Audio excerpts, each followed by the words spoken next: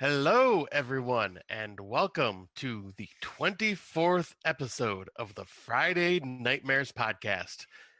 I am one half of your hosting team this evening, Mr. Smokeshow Crawford, coming to you from Swartz Creek, Michigan. And with me, as always, is my lovely host. Heather Powell coming to you from Waterdown, Ontario, Canada. And 24 episodes. I can't believe it that 2020 is reaching to its final days. Yeah. It's been a year. To say the least, it's been probably one of the more memorable ones in many years. Right. I feel like, well, we lived through a historical event and we are still living through a historical event. I think if we look at 2020 and we look at everything from obviously COVID-19 to the Black Lives Matter movement to your outgoing president, to the election that caused him to be the outgoing president, this is a historical year. This is a year that will be studied by business students, by health students, by poli-sci majors.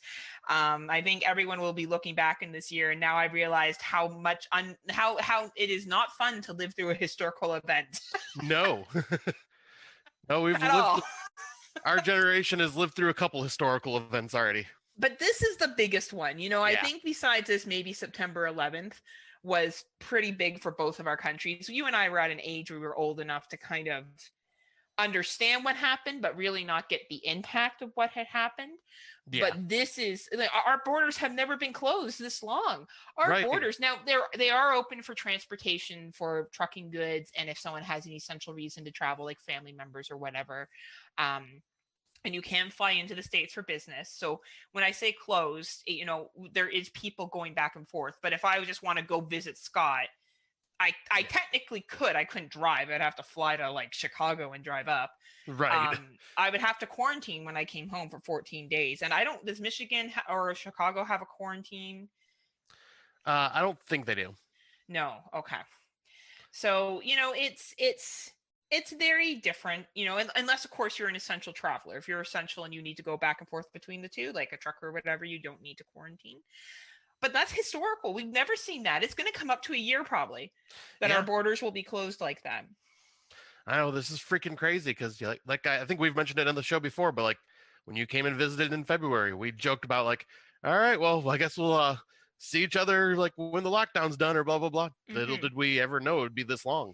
No, never in a million years. And the arguments of people wearing masks, not wearing masks, whether COVID's real, not real, whether the vaccine's going to be the issue that it is or not. Oh my God. If I never hear the words, so this is what I never want to hear again.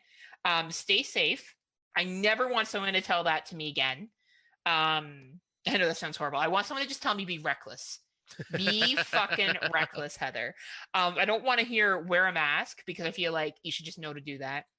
Yeah. I don't want to hear new normal. Fuck, I do not want to hear new normal ever again.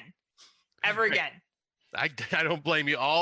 These are terms that we've been hearing almost all year round now. And I feel from my work, it's been really bad. So my director will say pivot. And I love my director. First of all, my director is like the bomb.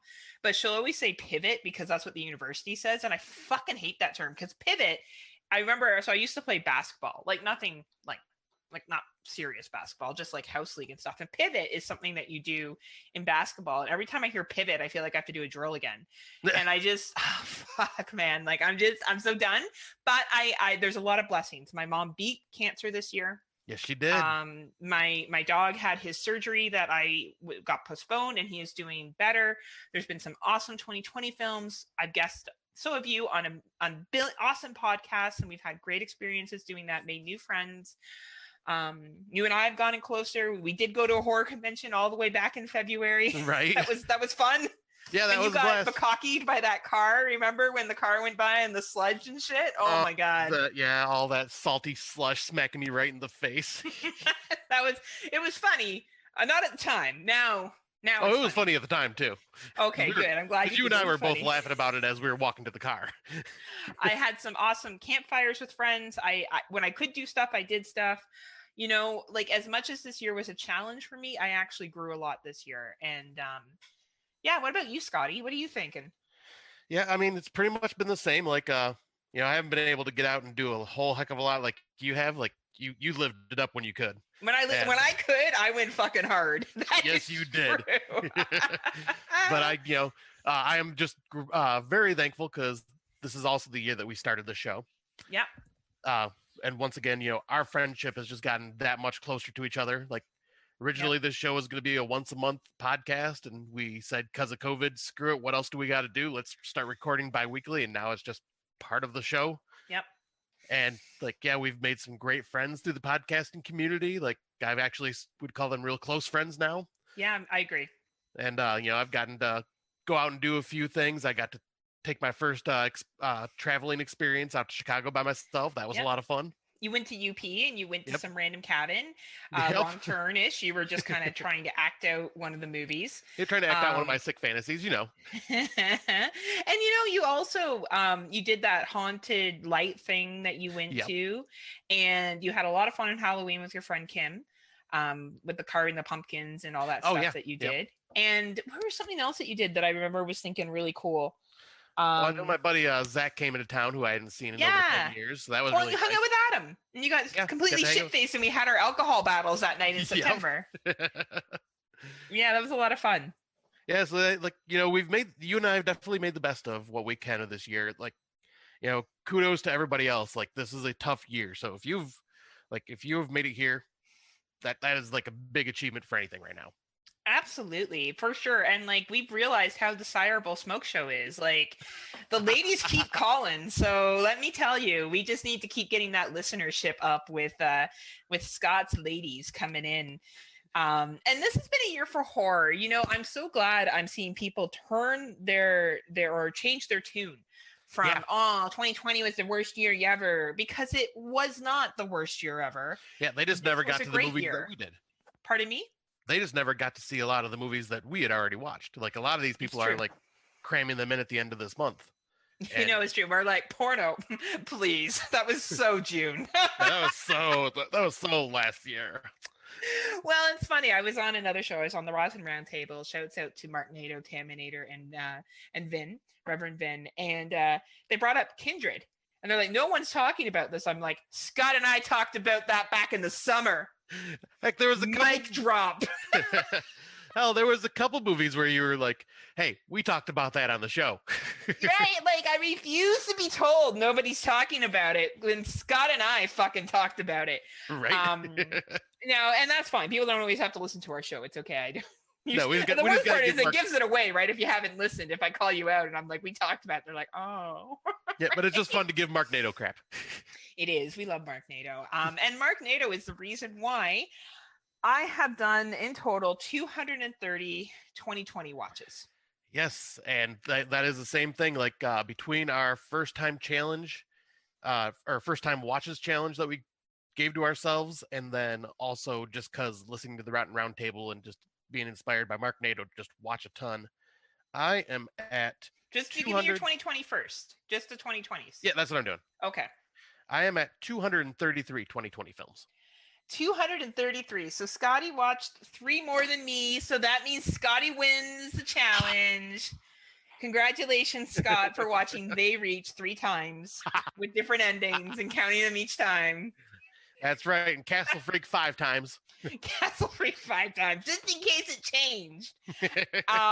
So for first time watches, so not 2020s for me, I watched, now just horror. If we include non-horror, that would be higher. Yeah. But if we look at just horror movies, I finished watching Wrong Turn 2 yesterday. So I think we'll just call the competition today. I'm sure Scott and I will watch other movies leading up to New Year's Eve, but yeah, we don't need to worry about that. 252 movies that are non-2020. So together, if I look at horror films alone, so just horror films, I watched 482 first-time watches. Now, if I include other movies, such as what we do on It's Not Horror Okay, and movies watched from other genres, I have watched over 510 movies this year. That's awesome. For first-time watches. If I include It's Not Horror and some other genres that I watched for the first time this year. Right. Yeah, and I was because I just finished one today called Let Us Pray Mm-hmm. that I added to the list. And okay, scroll down here. Oh wait, I didn't include my horror home films. Never mind. I'm more like 515. Oh, nice. Very nice. Yeah, Yeah, I that's forgot awesome. about those. Yeah, for me, first time watches that were not 2020 and they were just the horror films Mm-hmm. was 261. Very nice. Very So nice. with a total of 494. So by June 1st, my goal is to hit 500 first time watches. Like next year? No, by time New Year's hits next Friday, I Okay. want to watch these 6 other movies to hit my 500. Awesome. Awesome. I don't think I will be as ambitious as you. I really don't think I'm going to watch. What would I need to watch here? 18 movies between Yeah, that's now a and lot. New Year's Eve. Maybe no, probably not going to happen. See, that's what happens when you drink more than Scott does, and you go out and you party and do all this other shit. You don't have time Right? to watch. This is what happens when you have a life. Well, I will say this: congratulations, Scott. You have won the challenge. Oh, thank you. And yeah, I guess I'll continue to podcast with you. But Yay! but what a year. I don't know how you feel, but I have learned so much more about film this year. Yes. And sorry, go ahead. For me, I wouldn't say I learned. I would say I learned some things about film this year, but it would be more like I have learned to grow in a really big appreciation for certain genres that I used to hate. So what was your biggest change out of this year? I know I'm kind of asking you on the fly, but My biggest takeaway would be that found footage is actually good. Yeah, I would agree with you on that one too. Because that one was the biggest shocker for me for this year was just finding all these found footage films that I never thought I would like. Yeah, it's been, that was a real humbling experience. My opinion changing so much on the original Blair Witch Project. The creature features and international films for me. I was not somebody who saw a lot of international films. And now I feel like I really have a better appreciation for foreign films. They actually tend to be my go-to now. Because I think they're better, to be quite honest. Yeah. Occasionally there is a domestic film, and we'll get into that when we get into our awards, that stands out. But there's a lot of really good Spanish, French, South Korean films out there. And this year really taught me a lot about the different filming styles. I learned even more about, I watched a couple of movies from the 70s and 80s and in the 90s, early 90s, and then the 2000s. And I'm really noticing a difference on how each type is filmed, even how the plots for each movies are written, which ones are slower, how they're made. And I think next year, what I'm going to do is continue with first time watches, because this will be easy for me, because I'm going to be going back to the 20s, 30s, 40s, 50s, 60s, 70s, and really trying to increase my knowledge of older cinema. Yeah, because you're doing kind of the same thing I'm going to do. I don't know how far back I will go, but I know one thing I am going to focus on is going to be some of the Hammer films. Because I like the few that I've seen and disliked the few that I've seen, so I'm kind of like a mixed bag with them. So I'm kind of want to go through a lot more of their catalog and then kind of visit some silent films and just I'm going to probably be all over the place, but yeah, I'm continuing the first time watches because this has just been a fun experience and there's just so many more films that I need to see. Yeah, I hear you. One thing also that I have learned to appreciate, and I think this was mainly from doing a lot of the 2020 watches with you, is coming to love and respect and see really good low budget films and see how they were done. Do you hear that, Sander? Friday Nightmare likes low budget. We've been petitioning it since the beginning, Mr. Xander. I agree with you, Scott. And I think I have a much higher appreciation for how difficult it is to make a good movie. Yeah. I think a lot of times, and we use the term armchair quarterback in, watching football or whatever, but I think it responds to movies too. Congratulations to Alex Edward. I know Alex has released a movie on YouTube. It's Friday the 13th, 9 Lives, right? That's the full title? I think it was, yeah. Friday the 13th, part 9. 9 Lives? Might be 9 Lives. I think it's 9 Lives. I haven't had a chance to watch it yet. I will, but that's an example of someone, obviously, Alex isn't like a baller that we know of. So it's a low budget film. And I think it takes a lot of guts to put stuff out there because you're going to get criticism. When we watched the Horror Hound Festival, we saw some really great shorts that were done well. And we're talking to, I think it was Brandon about this from Exploding Heads. And sometimes shorts is the way to go in a film festival because you can put your money into a 15-minute film. Yep. And a film festival, right? You're trying to get picked up. You're trying to get noticed. I'm not talking about people that just put films up on YouTube. You do you and do what you got to do, or on Prime or whatever. But I think that's an interesting concept that I learned this year, is really taking your money and using it wisely. And that helped with doing the volume of watches that we did, because we were able to establish that. Yeah. I'll say, especially in the very beginning when there wasn't a lot of choices to watch 2020 films, we pretty much watched whatever came out.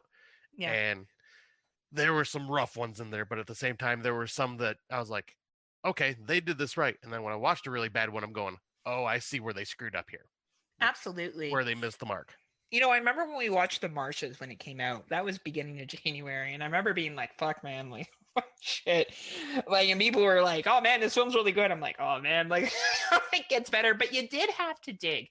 I think if you just sat there and watched theatrical, or what would have been theatrical releases, or only watch Shudder, though Shudder fucking killed it this year. Yeah. Yes, they did. And you know what? Fucking so did Netflix as well. Netflix fucking killed it as well. But you have to really kind of branch out. And sometimes, there's a lot of movies that I will acknowledge that were very well done, that are on a lot of people's top 10.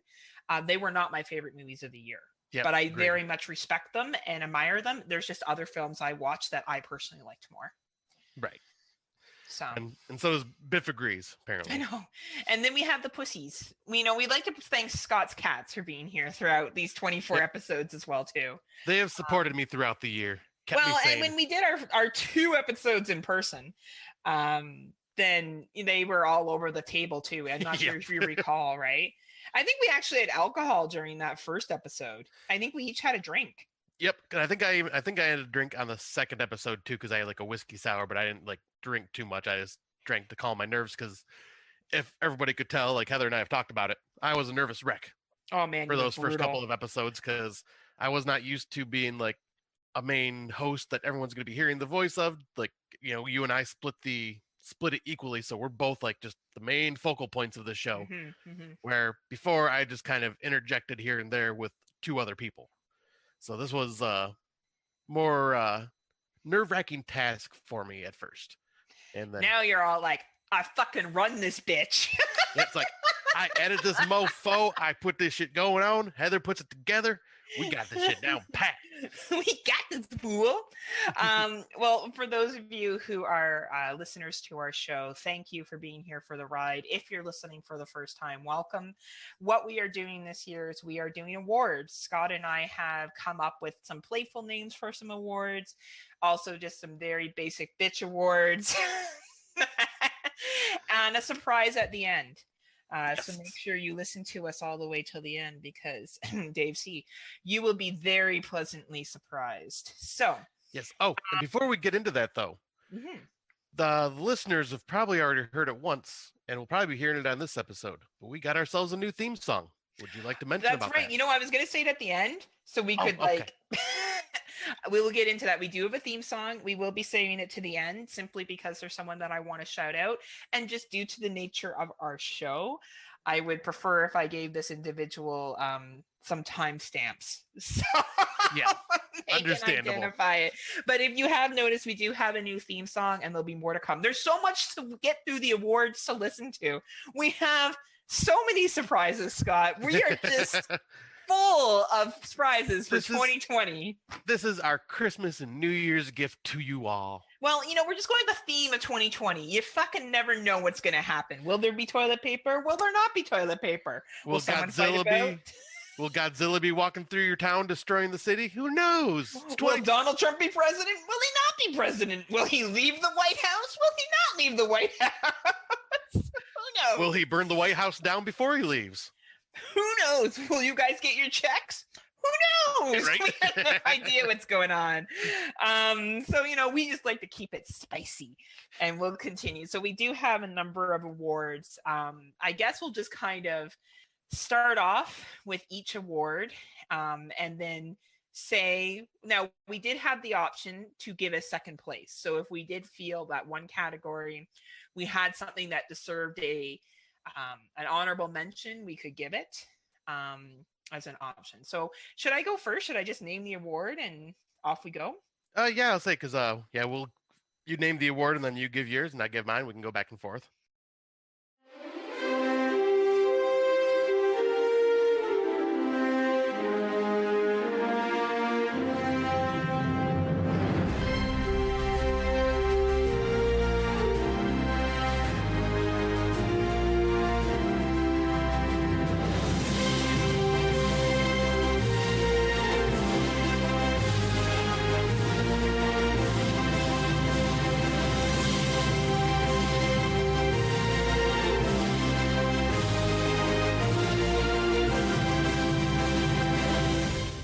Okay, perfect. So welcome to the 2020 Friday Nightmares horror awards for I don't know, best films or best what we felt was the best of the year. So we'll start off with best bloodbath.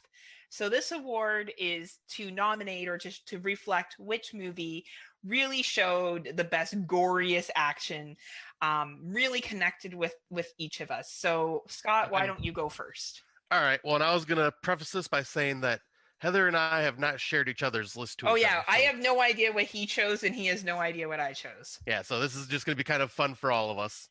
So this one, I mean, I kind of brought it up to you a long time ago, like when you first came up with the idea for the award ceremony. But for my best bloodbath pick, of course, I had to go with Ghost Killers versus Bloody Mary. Oh, good one. Good one. That one is just blood, guts, feces, bodily fluids. It's pretty much throughout like 80% of the film. It's like the walls are coated in gore. People are slipping on blood. It is by far probably the bloodiest movie I had seen this year, when it, like, obviously not taken seriously in complete comical style, but way over the top, bloody as hell. And yeah, that was one of the reasons why I chose this one, because it just stuck with me. Yeah, you really, I saw that movie as well, and definitely it was a bloodbath. I totally get why you gave Ghost Killers versus Bloody Mary this award. Finally saw it. It took me a long time from when you saw it to when I saw it. It was at least 6 months. Yeah, because there was just no way for you to get a copy of it. Yeah, it was very, very difficult. Did you have a second place, or was that just your overall? No, that one was like, as soon as that award came up, I'm like, I already know what it is. You already knew. Awesome. So mine is Possessor. And it was the opening scene in Possessor. So we should preface, there may be some spoilers here that we give of some movies. Yes. So if you hear the movie, we may talk about a scene or something from that film. So, we'll do our best to say spoiler, but these are all 2020 films. So if you've been listening to us and you've seen what we watched, those are what we're going to be talking about. So the opening scene in Possessor started it off for me. And because it was so realistic, I felt like the blood in this movie was just a very good reflection of what possibly could happen when someone bleeds out, when major arteries are cut.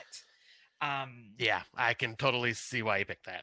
And I do have a second place. My second place goes to Aqua Splash for... for the water slide scene. For those of you who have not seen Aqua Splash, I recommend. There's a water slide scene that will definitely define a bloodbath, in my opinion. Yeah, that scene, like, if there was going to be a runner-up for me, that scene would be it, because, that was... You're seeing body parts coming down the slide after that. Oh, yeah. It was all over the place. It was great. And it's such a shitty movie. It's a horrible movie, but that scene is where they threw all their fucking money into. Yeah, that's what made me go, you know what? This is an all right movie after that. Right? It kind of somewhat saved it. So The next award is most tearjerker. So this is what got us in the feels, made us maybe tear up a little bit. And this is going to be interesting. I have no fucking idea what Scott chose for this. So I'm really excited to see. So Scott, what was most tearjerker for you this year? All right. So this film made me freaking almost bawl like a damn baby. And it is thanks to Heather that I even watched it. And that is Immortal. What? Yes, that, Wow, I didn't think that was going to be your choice. That is crazy. yeah, that scene with Tony Todd and his wife, just I was damn near bawling my eyes out just like watching that scene because it felt so realistic. Now, Immoral, for those that don't know, is an anthology that has come out this year. It is probably one of the least talked about anthologies that have come out this year. Yes. And it's very real. So wow. Do you have a second place or? Nope, I don't. There won't be There'll be a little while before I get to some second places. Okay. But yeah, that one was like the one that I just like. Yep, that one just hit me in the feels. I was just bawling my eyes out during that scene, and just like because I could pretty much just feel what Tony Todd went through. Well, and to give a little synopsis, his wife has cancer, and they're making a very difficult decision, and it's so well acted. Like that's an anthology where you're like, am I just watching real life events happen? It's so accurate, right? Like and the reason why I'm talking like that is because it's my second place. Oh, nice. So it also pulled from the feels from me as well, but not as much as this film. This film is available on VOD. Not many people have talked about it at all. I think Scott and I are two of the few people that have watched it besides Mark Nato, and it is called The Tent. And The Tent. I was wondering if that one would pop up on an award for you. Yeah, and The Tent is a story about a gentleman who has Alzheimer's. And yet again, we're talking about spoilers here. He has Alzheimer's and his daughter's journey with it. And it starts off with something that you think you get, and it's something completely else. It's a great twist, actually, to be honest with you. It's a low-budget film, very, very well done, fucking pulled from my feels like crazy. So I had to acknowledge that movie. Yeah, that is impressive because I almost picked that one for like a couple different categories because of just how well it was. It's a well done film, and I don't think a lot of people have seen it, unfortunately, but maybe not everyone would dig it either. You really do have to kind of like a lot of character development, a lot of slow burn. Some people would probably question, is it horror or not? Right. But definitely it pulled from the feels this year for sure. It definitely did. Right. So next is feel good movie. So this was just a movie that you either felt, I don't want to say happy afterwards, you don't feel happy after horror movies, but at least you felt like it had a good ending, or you really got behind the characters and you were happy that someone was successful, whatever the case may be. So Scotty, tell me what you picked. All right. So this one you knew because I was talking to you about it. Like, you don't know what it is, but talking to you about, I was struggling with this one for a minute. Because everything was so dark this year. Yeah, I was just like, nothing made me feel good. I don't know what to go for here. And then I started thinking about it a little more, and there is one movie that, especially by the end, it felt like a feel-good movie to me. And that is After Midnight. Yes. That did have a good feel-good ending, actually. Yeah, because like the crap that you see the couple go through, like throughout the movie, and then at the very end they're back together and you see the husband or boyfriend is willing to change his ways, and because of that he ends up having to defeat the depression loneliness monster that's been haunting him throughout this entire movie, and he ends up defeating that, which kind of just goes to show that he pretty much has learned his lesson. He's gonna be a changed man. Absolutely. Gosh, that's I'm so glad After Midnight came up for you as a feel-good movie. I really am. I know you had some struggles with that movie when you first saw it, not because you didn't like it, just because it was very hitting home for you. But we saw that movie back in February? Yeah, I think February 14th is when it came out, so we watched it that weekend. So, it's almost a year later. Yeah. So that's and how much you've grown in that time. We're 2 years past your divorce and other things like that. So that's really fitting. That's really, really cool, my friend. Mine is probably going to be a surprise. I don't think you're going to know what it was that I would choose this one, but 122. And the reason why I chose 122 is because the main character is deaf, and her fiance are already in a situation where they're not supposed to be together. If you I don't know if you remember the story that much, and they managed to outsmart this fucked up hospital staff, and they survive. And I just felt like it was actually a really nice love story, and I felt really good at the end of it. It's an Arabic film. It's on Netflix. It's a slasher. For a long time, it was up as one of my top movies of 2020. And I still strongly recommend it. I think it's a really good watch on Netflix, but I remember just feeling really like behind that couple. Yeah. Like I was behind both of them. I wanted them to make it out. I wanted them to be together more than I felt for Yummy. I remember that couple in Yummy. I was like, fuck, I don't give a shit what happens to you guys. You're fucking assholes. Like I didn't care. And I feel like Yummy and 122, even though different premise, but they're both in a hospital. So I think that's where I like pull that from. And I really got behind this couple and the shit they go through and how it's filmed. And like that's again with international filming. This is an Arabic film, and the way that they focus in on the antagonists at times, and then back to the two protagonists and what happens to them. Great movie, great feel good film for 2020. So yeah, I would not have guessed that one for your pick. That's kind of fitting that we're both picking ones that deal with like couples with a happy ending at the end. Well, right, and see, we do believe in love. I believe in a thing called love. Just listen to the rhythm of my heart. All right, right where it hurts. Best kill. All right, Scotty. Well, this one kind of came as a shocker to me, because this is a very recent watch, and the pretty much the best kill that I've seen this entire year had to come from the ending of Hunter x Hunter. Fuck. All right, so spoilers, because I know this movie's fairly and just new. to interrupt Scott, it was my number one too. Is it so really? I'm gonna let you talk about it, because you're gonna do a much better job. All right, so yeah, spoilers, because this movie I think just came out this month, but the ending of this film, you see the antagonist get what's fucking coming to him, and the most horrific, damn near, should I say, I Spit on Your Grave remake style kill. Because this dude's messing with a family of trappers, and well, she treats him like a dead animal that is hung up and rips his flesh completely. The problem is he wasn't dead. Yes, I'll say yes. He was still alive as his flesh was getting peeled off, and literally the man was flayed alive. And there's only been like a few movies where I've seen like really realistic flaying, and a lot of that was actually done in Game of Thrones. And when I seen it in that, I'm like, fuck, just twitching and just like getting shivers and everything. Giving you the heebie-jeebies. And seeing it like in a movie like this too, where it was just no holds barred, I'm going, fuck, because you remember my reaction when we were watching that scene. Yeah, man, and you took the words right out of my mouth. Like I was leading up to Hunter x Hunter, I was like, nothing really overly stood out. Like there was some cool shit, like the water slide scene from Aqua Slash was really cool. There were some cool kills in Processor. There was some cool stuff in VFW. Like there was some cool shit that happened. And then this happened and I was like, son of a bitch, I'm in. And this was definitely, talk about leaving 2020 with, we all feel like we've been filleted. I kind of feel like we could all represent. That was 2020. And we all want, that's all what we want to do to 2020 is fucking fillet it. Excellent movie. Check it out if you haven't done it.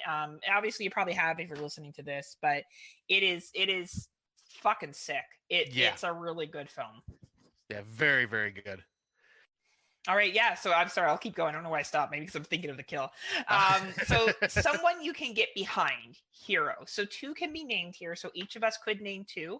And we didn't genderize it. We left it up to us to decide if we wanted to choose two females, two males, or whatever. So I'll let Scotty go first. All right. Should I say, because I picked two. Yeah, give the two. Give the two, and then I'll give my two. You won, okay. No, go ahead. All right, so the first one I picked, because this is one of those where I'm like, all right, so I had to really think about it, because I'm like, what characters really stood out to me that I could root for and like whatnot. So I was thinking about it, and well, the very first one is one that affected both of us pretty early on in our 2020 watches, and that is Scott from Live Screen. Okay, that was also one of my picks too. Yes. That's awesome. Yeah. Just because of everything that man had gone through, and you're just rooting for him the whole fucking movie to just finish this game, to get to the end, and to just completely like just win the day. And the camera's on him the entire time. There was no break for this actor. He basically performed a movie on Zoom by himself, and it wasn't Zoom. It was like, I guess it was trying to be like, what is it? Twitch. Yep. His acting ability and the way he sold this film, I don't know anyone could watch this and not be behind him and not want him to be successful and not want him to not get out of the situation that he's in. Like, he was just somebody that you could believe in. So I'm glad we both chose him as one of our heroes. So let's hear who your second one is. All right. This one is kind of just more of a, like, as I'm watching, I'm just going, yes, get it. Like, I was just rooting for the character. And that is Becky from Becky. Yes. Oh my God. What a good call. Absolutely. I was like, yes, she is a freaking sociopath that's probably going to, like, just not be normal after this, but man, was I fucking rooting for her throughout this whole movie. Just like, you kicked their fucking asses. Yeah, I can't agree more. Yeah, she was great. Some of those things like the pencil crayon stabbing and the fucking stabbing him in the eye and fucking shit like that. Yeah, that was a sick film. Yeah, she was definitely someone, even though she was kind of like fucked up, you still were like, you wanted her to win. You wanted her to be successful. Yeah, because I think she even kind of changed your opinion on her at first. Because I think, remember when we first watched? Oh, I thought she was a super brat. Yeah, I couldn't handle her. Yeah, and then by the end of it, I was like, yeah, girl, fuck this shit up. Yeah, it's true. I did come a full. What is it? Is that a 180? Yep, like 360. 360. Yeah, 180. Yeah, because you're 180, right? Because 360, you just come back to the same place. Yeah, exactly. A 180 on her. My second place, or not second place, but second pick protagonist hero was the guys from VFW. Fred, nice. Walter, Doug, and Abe. I thought they were fucking jokes. Yes. Like, I just loved how they took no shit. They were just like, fucking bring it, bitch. We're fucking veterans. And I really love, who is the director? Not Joe Dante. Joe Bezos. No, not Joe Bezos. What the fuck? I'm looking it up right now. Hold on. Because oh my God, I can't remember. Also did Bliss. Yep. And I feel like Blitz in this has the same flavor in terms of filming. Yeah, let's see. Either way, I'll just talk about how much I love. So I loved all of them. I really had a soft spot for Fred since he was kind of like the main leader, the main protagonist throughout this entire thing. And I just loved it. Like, there was just no fucking holds bars. And it was awesome. And it was a great way to start off this year. And it has stayed with me still. To where we are. Isn't it Joe Begos? Yep, Joe Begos. So I was kind of close when I was saying Jeff Bezos. Well, we were close, but yeah, excellent fucking protagonist. Love them. Yeah, because just the chemistry between all of them, you could tell, like, the way they worked as a group. You could tell that they like just were best friends, like, that had been at this bar telling stories and just like being with each other, and you felt so emotional when something bad happened to one of them. Absolutely, right. It did get you in the fields, and you wanted them to be successful. Yeah. So of course, if we have someone that you can get behind, we also have to have someone who you can hate or fear. And much like our heroes, two could be named here, and we don't have to have them gender specific. So Scotty, who did you name? All right, so this one was a bit tough for me. So, like, there wasn't really, like, I had to look up the name because I was like, I know they brought it up once, and it was hard to tell them, like, to remember it. But my first one is Aemon, the demon from the cleansing hour. Oh, fuck yeah. That's a great one, Scotty. Yeah, because I was just like, fuck, that was just like the most hardcore villain that just... And funny. Yes, he was funny. He was cruel. He brought out all of, like, the tension between all the characters. And then just the ending where he just did exactly what he wanted to do, which was just cause complete utter chaos. Yeah. And just in such a violent, despicable way. Like, he was such a good villain. And the woman that played as her being possessed by him did freaking fantastic. Fuck, that was, you know what? Great choice. What's your second? My second one is Young Sook from The Call. Excellent. Yeah. Wow. Love it. because that was one of those where I'm just like rooting for her, like, oh, this, I hope she gets out of this bad situation with her mother, and then all of a sudden she just snaps, and you're like, oh, chick be fucking crazy. And the shit she goes through after that, like the shit she like starts putting the other character through throughout the movie, it's like, oh fuck. Like she just went straight up bonkers villain. Bonkers. Yeah, I would agree. That's the best way to describe it. That's awesome. So my two are different. So the first one is Jenny from Extracurricular. Oh, nice. I hated that bitch. And I use the word bitch because I hated that character. This young woman, the actress that played her, phenomenal job to pull that kind of dislike from me, to despise her. And at the end, be so upset of the situation that Jenny is in and mad. I was mad when the movie finished. I was mad.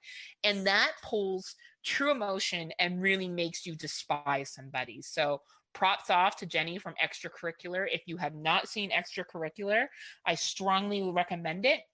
And I believe it's available on Prime still. So that is a great choice. Yeah, fuck, what a good movie that is. And something else from this year that's probably not going to make a lot of lists, but I thought this actor did a phenomenal job, is Fritz Hans from The Golden Glove. Oh, very good choice. Was a vicious, horrible man. The way he disrespected women in this film, the way he treated people, the way he would kill them, I felt like I was watching a hidden camera of somebody's fucking dirty ass apartment. And this dude just owned this role of a crazy fucking serial killer. And I will say you feel like you need a shower after watching this movie. Yes. It's like you had a golden shower watching this movie. I get it, Scott. Get it. But it's a weekend for me. Don't it's a weekend for me. The Golden Glove on Shudder. I think a lot of people will not appreciate it because it's not going to grace anybody's list. I seriously doubt it. But Fritz, the gentleman that played Fritz his performance is just fucking legendary and really made me fucking hate and fear him. I would not want to run into him anywhere in life. So because those two, yes. That is an amazing choice. Like, I actually want to switch mine now to that because that is so good. Oh, like I scrolled past that movie multiple times, like on my list, and it didn't even click with me. I'm like, but fuck, that's just amazing. Yeah, that actor, man. And I think if you're really into watching someone get into a character, he really gets into the character. The movie is hard to sit through, though. Not because it's a bad film. It's just very graphic. And it's very uncomfortable. It's very uncomfortable. And you just feel fucking dirty. Like, they did a really good job of making you feel dirty. The only other movie I can compare it to is Henry, Portrait of a Killer. And I have not seen that. So that's something to watch in 2021. Yeah, because that definitely has that feel to it as well. Oh, I like feeling dirty, so I'll definitely check it out in 2021. You dirty girl, you. That's right. All right, so our next one is Punch in the Gut. So this is something that you didn't see coming, and it just fucking hit you like someone punched you in the gut. So, Scotty, go ahead. All right, so I have a feeling this one may be on both of ours. Okay. My choice was The Dark and the Wicked suicide scene. Well, you were right. It definitely was on mine. That's my first one for sure. Yeah, because I didn't have any other choice on that one, or any other choices. That was like, once again, when I seen this category, I was just like, I already know exactly what it is right off the bat. Yeah. And fuck, when he just walks in and like he's hallucinating seeing his family dead. So he just gives up and blows his brains out. And then you realize, oh, it was a hallucination, and his family's walking in the door. It's like, oh my God. Like, I literally, like, I think I was working when I had to fit it, because I watched half of it the night before and then watched the other half when I was at work. And I was at work, and when that scene happened, I just dropped my pen, and I'm just like, just staring at the screen. It was heavy. Yeah. It's heavy. I agree with you. And I think the way they set it up is just so well done. That film is an excellent movie. A lot of people had that as their number one, number twos, or I suspect that they're going to have it as their number one, number twos this year. Yep. And well deserved. Well deserved. Excellent film. Great scene. Did you have a second place or? Nope, my second places still are not on my list yet. So I did have a second place for this, and it was the final speech from Spiral. So Ooh. Spiral was a Canadian film. I didn't actually know that. It was filmed out west. And it's filmed like it's supposed to be the States, but it's actually filmed in Alberta. And there's a speech that one of the characters gives the other one, that we will always hate the ones that are disliked. You can always create fear from those who are seen as different. And it reflects back on single mothers, a couple that is gay, a couple that is Muslim, a couple that is different. And I think that speech right there hit me so hard because it's so fucking true. It is so easy to villainize people who don't fit what we consider the common thread that everyone should. And I felt like that speech was the most fucking honest thing I saw in cinema this year.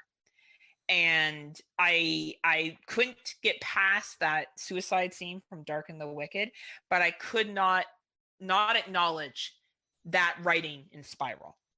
That is very good choice. Yeah. It to me, I think that movie, not the best horror film of the year. It's well done, it's worth the watch, but I think the ending was a very clear message, and it spoke the truth. And it wasn't a message like, oh, we need to do better. It was, this is fucking reality. And I think it's a reality that we don't want to face.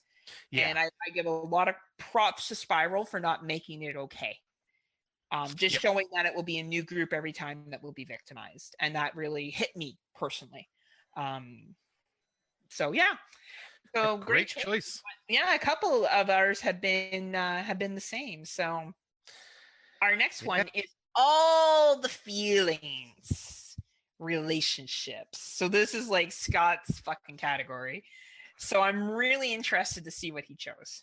Oh, you probably already know this one. I know. We'll see though. We had some other movies that could have contended with the one that I think you may have chosen. Yes, but I think this one is still, like, just because of the dialogue, stands up above the rest, no holds barred. And that is, once again, being brought up on the list, After Midnight. This is a second award for After Midnight. Yes. This evening. Because this film just, we've talked about it on the show, but when we watched it together, like, we both went dead silent for like 10 minutes because of this, like, speech between the main character and his girlfriend who just came back. And, like, it hit me so fucking hard because, like, it felt like my past relationship that I had still been, working myself through. And honestly, well, you were just a year fresh out of the divorce. It had just been a year. Yeah. Yeah. And honestly, like, obviously you have been a big part of helping me get over a lot of this stuff, but this movie also has helped me just kind of cope with it in its own way. That's awesome. So yeah, I could not, like, once again, it's one of those categories where I seen it and goes, After Midnight, there is no question whatsoever. Like, that one is like, there's no runner up for me. That one is the cake of the relationship horror films this year. That's awesome. My choice was spontaneous. I really felt like the relationship that was developed between those two young people. I spent the entire movie dreading what was going to happen. Literally, from like, I spent 45 minutes being sad because I knew the ending was not going to be what I wanted it to be. Yep. So for me to get that pull from that, I feel like the acting between the two main leads was phenomenal, and then the writing was very millennial focused, but not vomit millennial focus. It was very mature and well done, and yeah, it definitely created a really strong relationship. So yep, because this one, okay, because yeah, this one I would say would have been if I did like more runners up, this would have been a runner up for the relationships, and it would have been a runner up for the tearjerker. Yeah, this was definitely, some emotions were pulled from this one for sure. Yeah, I felt like I spent the whole movie dreading what was going to happen. Yeah, so it didn't throw me off. Well, and you gave me kind of a heads up saying this is a sad movie, like, because you watched it before me. So I sat down and just kind of like waiting and going, nothing good is going to happen. I can already know this is just going to go horribly wrong. And fuck, I was right. but at the same time, like, this movie was so incredible with the acting between the characters. Like, their dialogue was Absolutely. just beautiful. It was incredible. It was a really well done film. So, Yeah, if anyone hasn't a chance to watch this, just know it is very dialogue heavy. You're looking at very much a Juno kind of theme.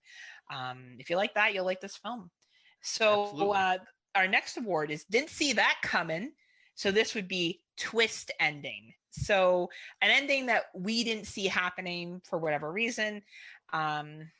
Scotty, go ahead. All right. So most of these that I had like on my list, I had to make sure were ones that I did not watch with you because you almost always like figured out what was going to happen at the end of the movie while we were watching it. And I'm and me, I would have been surprised because I just don't catch on to shit like that like you do. So I did have two on this one. Um, I will give the runner up first, and that is Don't Listen. Okay. I did not expect that ending with what happens with the father.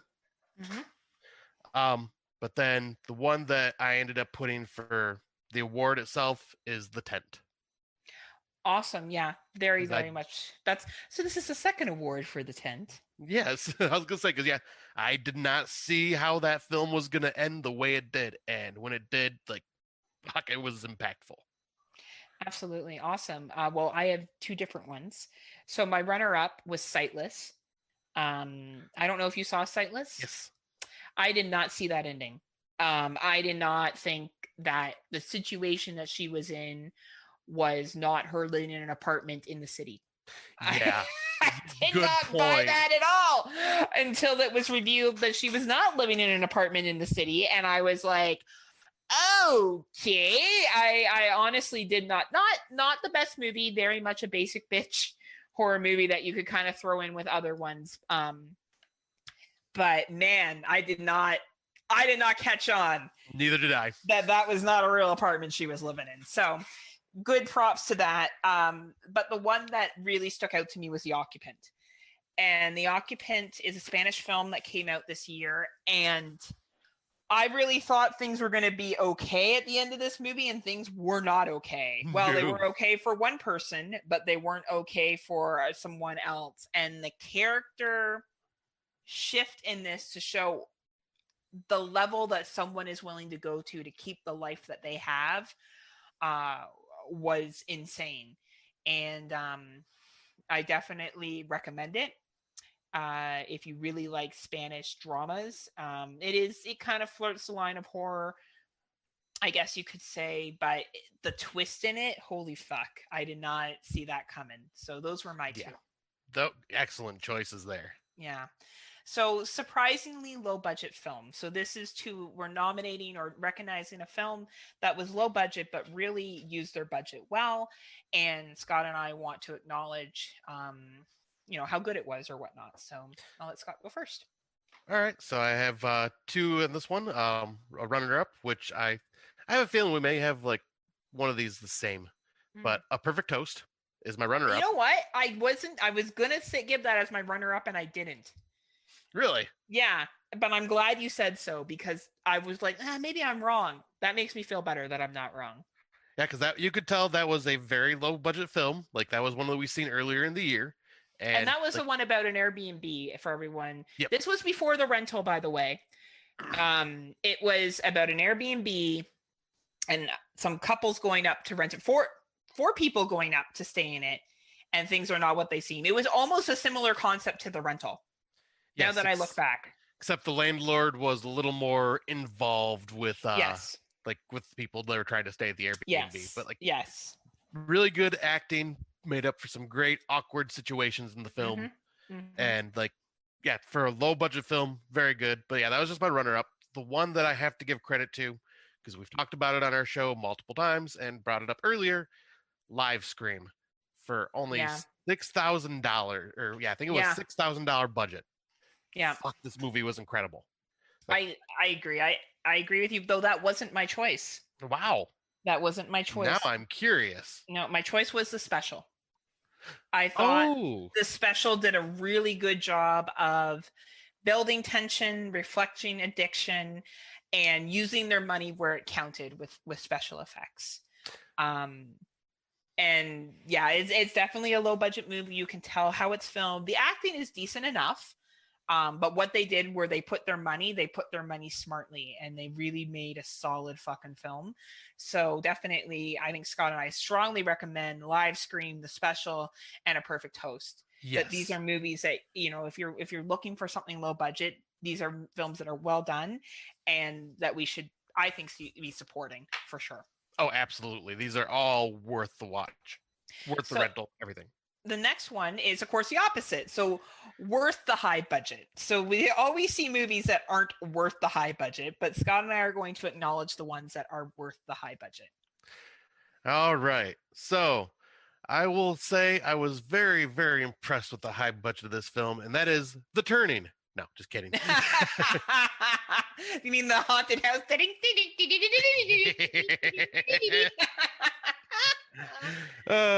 No, there's no way I could pick that one. So this one, I'm just gonna say it's Possessor. Yeah. The quality of this film is absolutely incredible. You could tell there's a bunch of money put behind this. The acting is all freaking amazing. The effects are top notch. Cinematography is incredible. Like, you could tell there was a lot of money put into this. Like, were there higher budget films this year? Yeah, I can guarantee probably Underwater was way more, and that's also a very good film. But yeah. I just feel Possessor just had the money and used it the best ways. Awesome. So I have two. My second place is Underwater. Oh, nice. Because I did feel like they used their budget very well, and it was a really great creature. I guess, is that Lovecraftian? Okay? Well, Lovecraftian. Yeah, because Cthulhu shows up at the very end. Okay, Lovecraftian, one of the few ones I like. Excellent film, but I wanted to acknowledge The Invisible Man. I felt how they did the special effects in this one. How, is it Elizabeth Moss? Yes, Elizabeth Moss. Engaged in the special effects, fucking phenomenal. And she's getting toured around that living room, and she's basically fighting with the Invisible Man. Fuck, was that well done. Great. And I loved how they kind of tied in how the suit was made. I thought that was very 2020-ish. So yeah, I really felt like the Invisible Man was worth the high budget for me personally. And then second being Underwater. That is both excellent choices. Thank you. All right, so this is where we get into some real hard ones. So I'm just going to start off. These are our basic bitch ones, but feel like they should be acknowledged. So we're going to start off with Best Shudder Film. And let me just start off by saying this year for Shudder, fucking nailed it. It was difficult for me to choose a best because I loved a lot. So I really had to look at my own personal preference and my own personal likes for this award, because I wouldn't say that this film is better than other ones on Shudder. It was just better for me.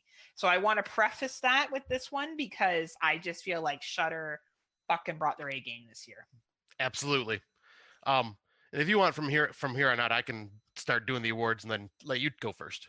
I want to do the awards. Okay, fair enough. I'm the one that wrote all of them. True, you do. You are. I was just offering to I was going to give you a little break. I'm trying to steal it. Scott, get back in the back seat. Okay, fine. I'm sorry. I like doing the intro. It's fun. If you want to add something, you can go ahead and add something. This is awkward. Why do you have to make this awkward now that Mommy and Daddy are fighting on the award show? Is there something you want to say about Shudder? Shudder sucks. Terrible exclusives. Worst movies ever this year. Yeah, can't believe it. Can't believe I pay for Shudder. Such a waste. Man. Stupid Shudder doesn't even have the films for Canadians. That's some bullshit. Like Blood Quantum? How about that one? Dropped on American Shudder. Canadian film, not dropped on Canadian right. Shudder. Like, what the fuck? Fakes. That's okay. That's okay. All right. So, yeah, like you were saying with Shudder, this has been freaking crazy year for them. They have released so much good content. But I ended up going with, I had a runner-up, which was Ghost Killers versus Bloody Mary, because that wasn't your number one. Nope. Oh. It went back and forth between this one and the other film I'm about to bring up, and I just decided which one did I enjoy more as an experience, and one that kind of shocked me as well, that I enjoyed it as much as I did, and that is Anything for Jackson. Very nice. Excellent fucking film. Excellent film. God, like that movie just completely unnerved me. Was so effective. Like the effects in it were amazing. The creature designs were incredible. The story was fun to follow. It was just fucked up. And then to top it all off, you find out the director made Hallmark Christmas movies, and it's going, how is this? I watched one the week before. Yeah. Oh man, you know what though? It was well directed. I remember watching that Hallmark Christmas movie, and I remember turning to my friend Anne, who I was watching it with, and I went, "Man, this movie's like really shitty, but it's well directed." Yeah, like, well, and I just found out, kind of just off topic for a second, but I was listening to Outside the Cinema, and they were reviewing the I Spit on Your Grave remake with another movie. Apparently, the director of I Spit on Your Grave, the remake, after he did part 1 and part 2 of that remake, he quit horror and is now done nothing but Hallmark Christmas movies. Oh, good for him. You know what? I could see that after those movies are fucking fucked up. You know, maybe yeah, I was just like, wow. I want to see happiness moving forward. Maybe right, he like, got married and he wanted his kids to be able to see his movies and shit. So right, maybe he was just like, I got everything I needed to vent out of me with those 2 movies. I'm done. Let's get some bright happiness going and let's just do Christmas movies and fucking fall festival shit. Yeah. Did you? So what's your second place? Ghost Killers? Was that your second place? Okay. So as I said, this was a very difficult category for me. Obviously, same with Scott. My second place was Metamorphosis. I thought that this was a fucking phenomenal exorcism film. One of the best that have ever come out. I know people love The Exorcism, and I'm not saying this is better than The Exorcist, but fuck, this movie was good. Yeah, this was amazing. It was a good modern telling of exorcisms, and it's fitting that my first one is The Cleansing Hour. Nice. So, and it's funny because I don't like exorcism films right much. But both of these movies really, really spoke to me. The dialogue in both, the relationships in both, how evil the demon is in both, really, really, really stood out as an excellent antagonist. The torture that the demon causes in both. I can still clearly remember each scene of the movies. I can remember the bedroom scene in Metamorphosis with the daughter tied to the bed. I can remember the girl tied to the chair and the demon animals running around in Cleansing Hour. Like, I can clearly remember shit from these movies that has imprinted in my brain. And I think that says something when you're able to walk away from a film and still remember it. So, yet again, these are our personal preferences. Shudder fucking nailed it this year. So if you don't have Shudder, please, please, please, please, please look at getting Shudder. It is worth your time. Yeah, especially for only $4.99 a month, you cannot go wrong. Can't go wrong. So next is Best Netflix Film. And as I said earlier, Netflix nailed it, but Netflix tends to nail it in a lot of international films. Yes. And a lot of international horror. So I'm going to let Scotty say what his, I don't know, do you have 2 or 1 films for this? I have 1, but then I did have one that I do want to give a shout out to. Okay, coolio. So I want to give a shout out to that anthology that was on there called Ghost Stories. Excellent. Oh yeah, that was a good one. Yeah, because just like because that was a Hindi film, right? It was a Hindi film. Yeah. Yep. So like I had a lot of the like Hindi folklore and a lot of their beliefs interwoven into it. I, being the dumb American I am, if I did not talk to you about like a lot of this stuff, I would not have like caught on to any of it. But then talking to you before I watched this movie, like it just made the experience that much more enjoyable. And wow, this was just like one of those where I would have just skipped past it on Netflix, just kind of scrolling by because it's just like, one of those films. And I'm glad I ended up watching it because this was just like a lot of fun. It was a great anthology all around. Awesome. But the main one I want to give a shout out, like for Netflix, for me, it was just no real question. It is like probably the best on here, and it's going to be on a lot of people's top 10s, I can guarantee it, and that is The Platform. Yeah. It's just a freaking well-made movie that came out at the right time, that spoke volumes of our society and how everything is going around the world. Like, it just hit home, like almost too close to home at some points. Yes, absolutely. No surprise, my first was The Platform as well. Ah, nice. Right. Definitely. And that, yet again, this is a personal thing. I felt this movie, as Scott said, the acting in it, and I recently did another podcast where we went into the political meanings behind it and talked a little bit deeper into it. And I just feel like Spanish films deliver and the platform fucking delivers. And Yes. it talks about social class, it talks about communism, it talks about human behavior, and it is an excellent film. Second place I did want to give a shout out to is The Call.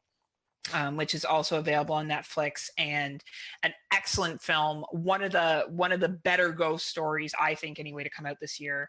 Yep. I call it a ghost story. I know some people don't think it's a ghost story. That's fine. I look at that because the chick's in the past, and this other girl's in the present. Maybe I'm wrong by using that definition, but anyway, I think it was definitely one of the better movies to come out this year. So Netflix is Shudder, man. You can't go wrong this year.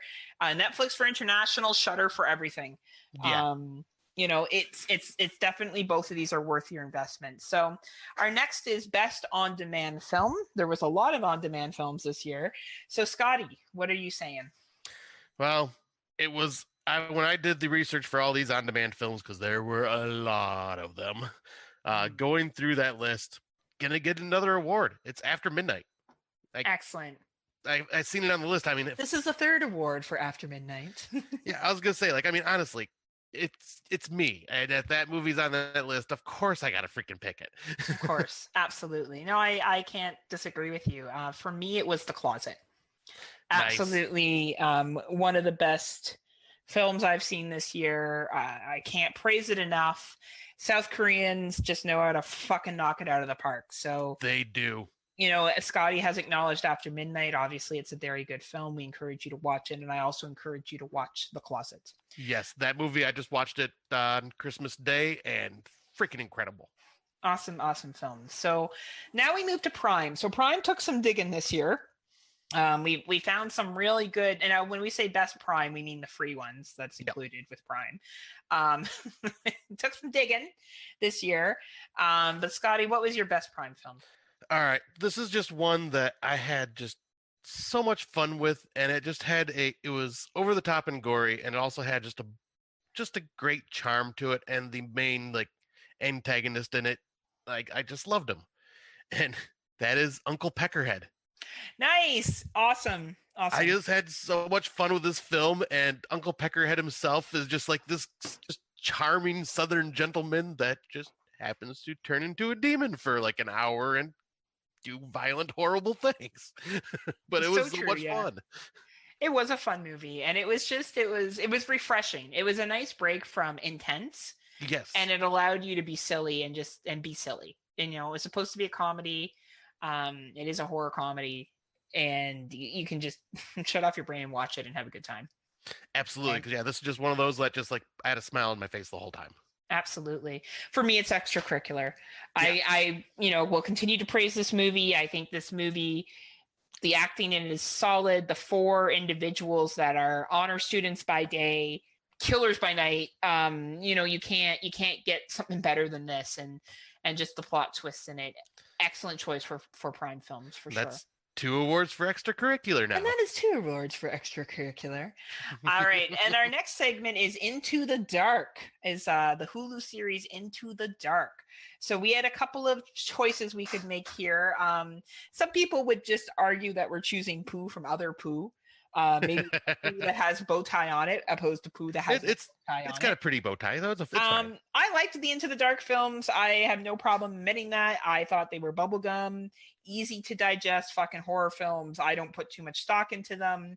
If I want to watch something with someone who may like horror, maybe not too much, I throw one of these on and it's easy to digest. So that's my thought on Into the Dark, which is why we created a category. So Scotty, what did you think was the best one to come out this year?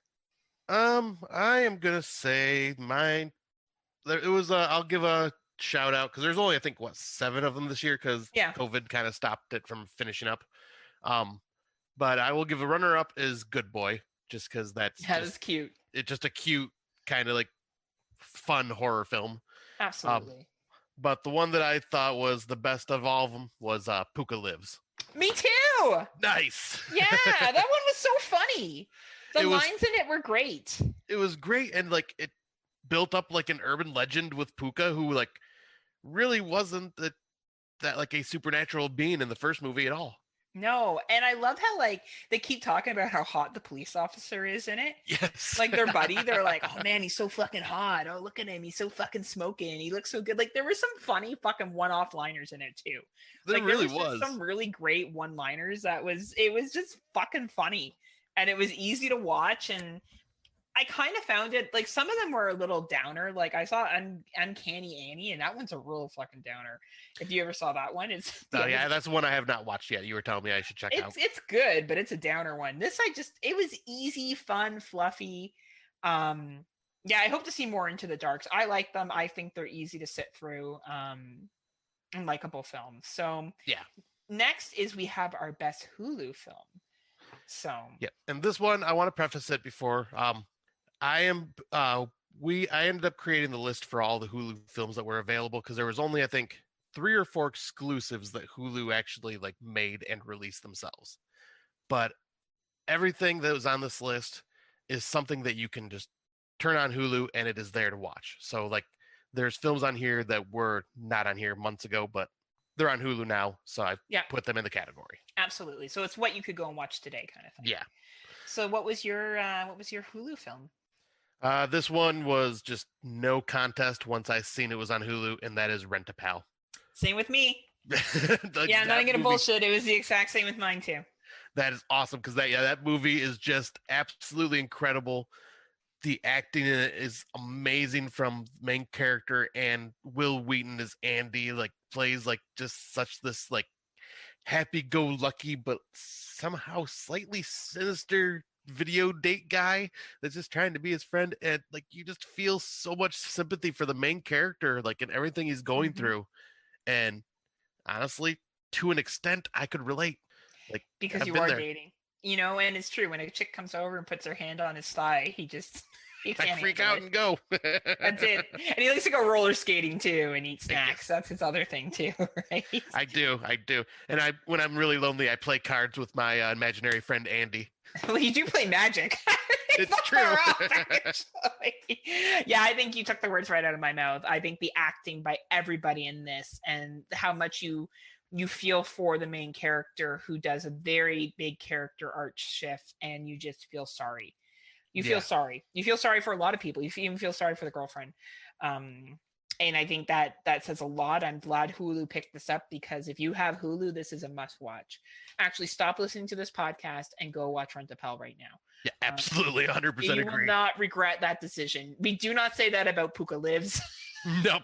But we will say that about Rent-A-Pal. So our next category is most politically relevant. So what did we feel either represented this year or politics in general? Scotty, what did you feel? Oh boy, this one was kind of a tough one because there's quite a few films that hit that political relevancy this year. Yep. But I ended up going with I'll give a shout out to Antebellum. Absolutely, yeah. I don't shit on that movie, but that movie was a fucking fine movie. It wasn't like top 10 material or top 20 material, but it was a good fucking film. Exactly, and and the message it was coming across, it was kind of just like in your face and obvious, but it was more than slavery is bad, okay, people? It was more than slavery is bad. We all know that slavery is bad. It was about what they were trying to do to African Americans in present date. That's what that was about, not about fucking slavery being bad. Fuck sakes. Anyway. But sorry. The one that's all right. But the one that I ended up going with was Body Cam. Excellent choice.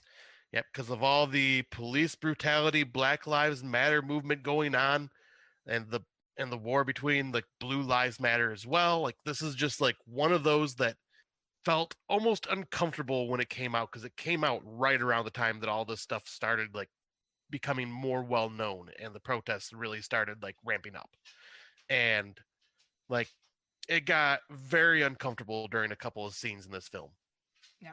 But it is probably in my eyes next to a few other ones because I could have went on a list of 5 movies in this one for this category.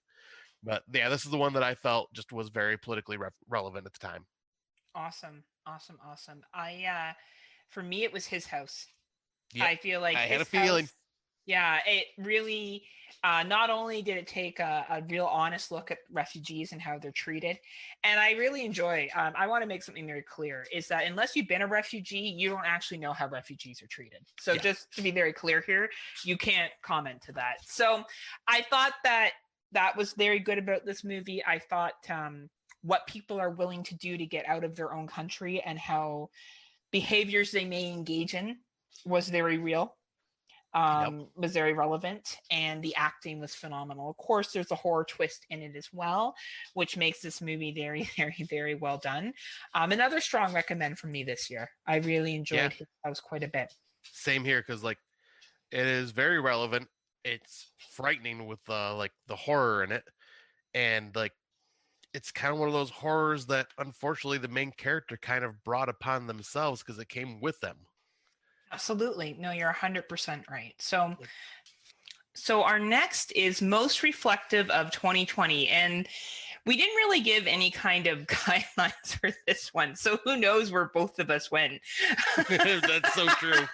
So Scott, I guess how did you choose this? What do you think was most reflective of 2020? Well, when I was looking at the list, because once again, there's a few that could be very reflective of everything that's going on politically, pandemic wise, just how you were in your like where you were in your life during this year. But what I ended up going with was something that dealt closer to home with the pandemic. And I chose Only from Netflix. You know what's funny? I chose that and then I changed my mind. Did you really? Yeah. So I want to hear you talk about it. Yeah. So this one just when we both originally first watched it, we were just like, "Whoa, this is very heavy because it is too real." Like, it's very realistic.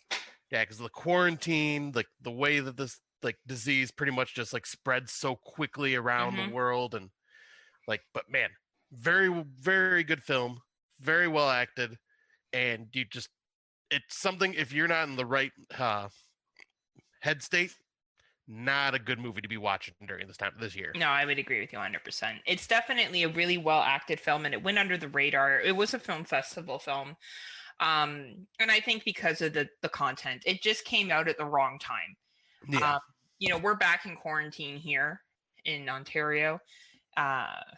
Curbside pickup for retail, and all the tourist attractions are closed. We can't go to cinemas. We can go to obviously the grocery store, the pharmacy, and you can do retail pickup. So like if I really wanted something from Lululemon, I could order it from Lululemon and go pick up my sweatpants if I really needed.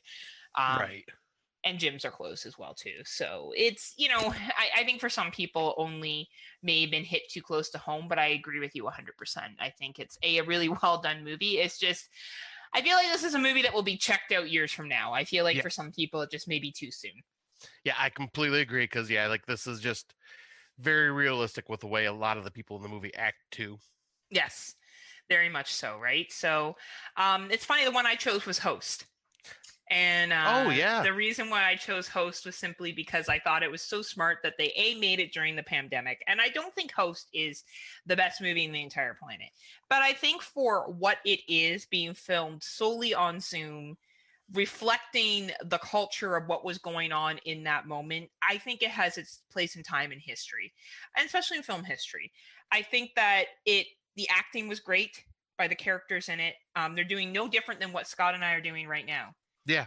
Which is using Zoom. And if shit started going down, like if Scott started twirling around the room right now, I would feel absolutely helpless. Like I wouldn't know what to do. I'd be like, all joking aside, like if Scott was watching me and some dude broke in behind me. Yeah. And then the screen goes blank, he would be fucking freaking out, like, and unable and feeling helpless. Like here you are watching people that you care about go through things, and you have absolutely no control or no way to get to them. So I thought that, the sense of loss of control as well was really relevant in 2020. And just how very relevant. And I thought that was really smart as well. So I want to give a shout out to Host. Yeah, that's great choice because that that one didn't even cross my mind when I was going through the list. And Well, yeah, that's that why one's we did perfect. this, right? So we could bring up some other stuff. Yeah, that is very true. So our next is anthology film of the year. So, there's been a lot actually. Yes. And this was actually a really hard call for me. I liked most of them that came out this year, to be honest with you. There was few I didn't like. Or even like I wouldn't say I hated. There were just some that were kind of average, but I didn't think anything was horrible. Even December I thought was okay. Yeah. I didn't hate it. It wasn't like the worst thing I've ever watched. It wasn't the ABCs of horror. Right, thankfully. Even some shorts in that were actually pretty cool. It was just that you had to sit through a lot of other stuff. That's all. But anyway, Scotty, what did you choose? For this one, I ended up there's one that kind of stood above the rest for me, and that was the Mortuary Collection from Shudder. Same with me. Just fuck, that was each story was really well done. The wraparound story, which with most anthologies, that is the issue you can like say is the wraparounds. Yeah, the wraparounds are pretty weak. Yeah. This one was solid as hell, and to have Clancy Brown as the freaking caretaker of this funeral home, pretty much playing his best tall man impression from Phantasm, like it just brought a smile to my face because for one, I'm a huge Clancy Brown fan. When I see him on screen, I just smile like an idiot because he's just so good on screen. But yeah, then all four of these stories in this were all really good, like and highly entertaining and had like some moral stories to them, which was really nice. Yeah, well acted, well filmed, great practical effects. I do want to give a runner-up shout out to Scare Package. I know Scott did not enjoy Scare Package as much as I did, but I really liked it. Yeah, that's one I still want to give a second watch to because I have a feeling my opinion may change a bit on it.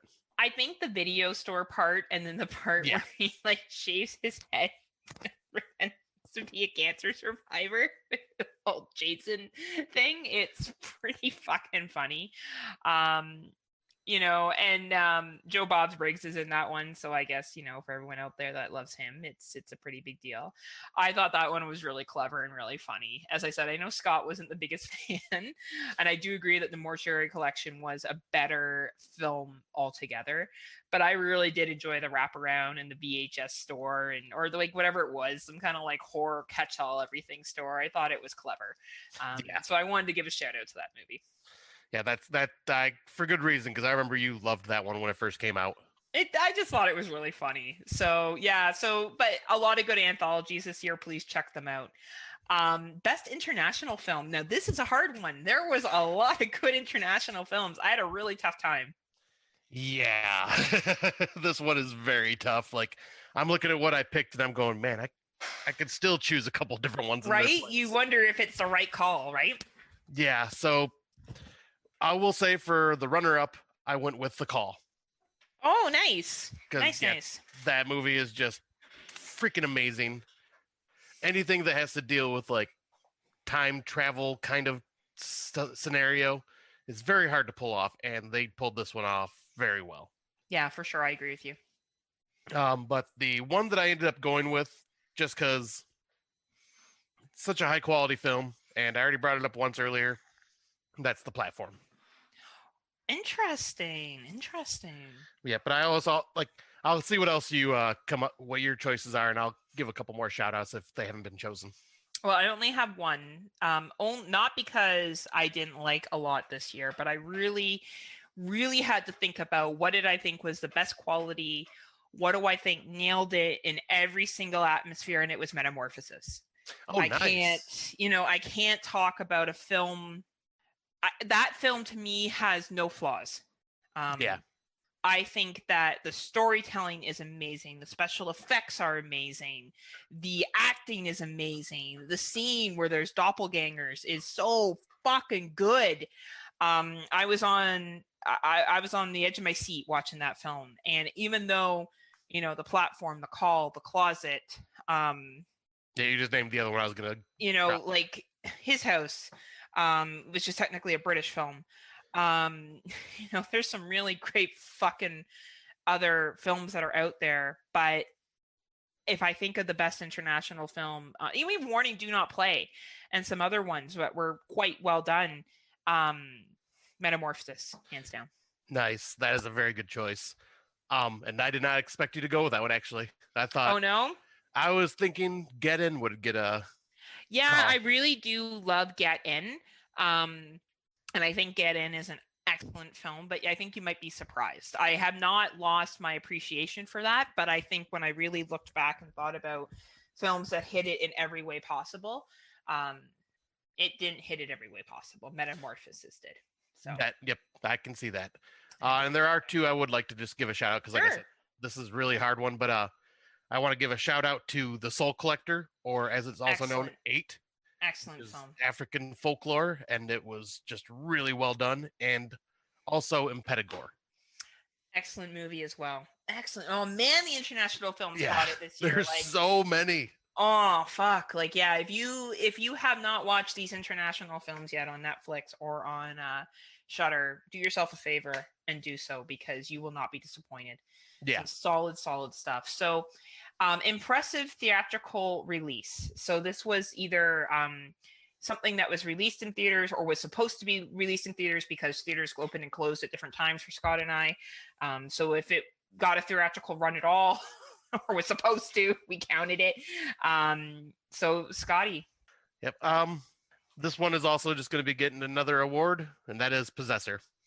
Nice. Because that was like in select theaters around my area. I never got a chance to go see it in theaters. I wish I would have now, but like I would have had to drive 45 minutes to go see it, and I just didn't feel like making the drive for that. But I'm trying to kick myself for that now. Very fair. For me, it was Come Play. Come Play to me was the underdog this year. That is a great fucking film.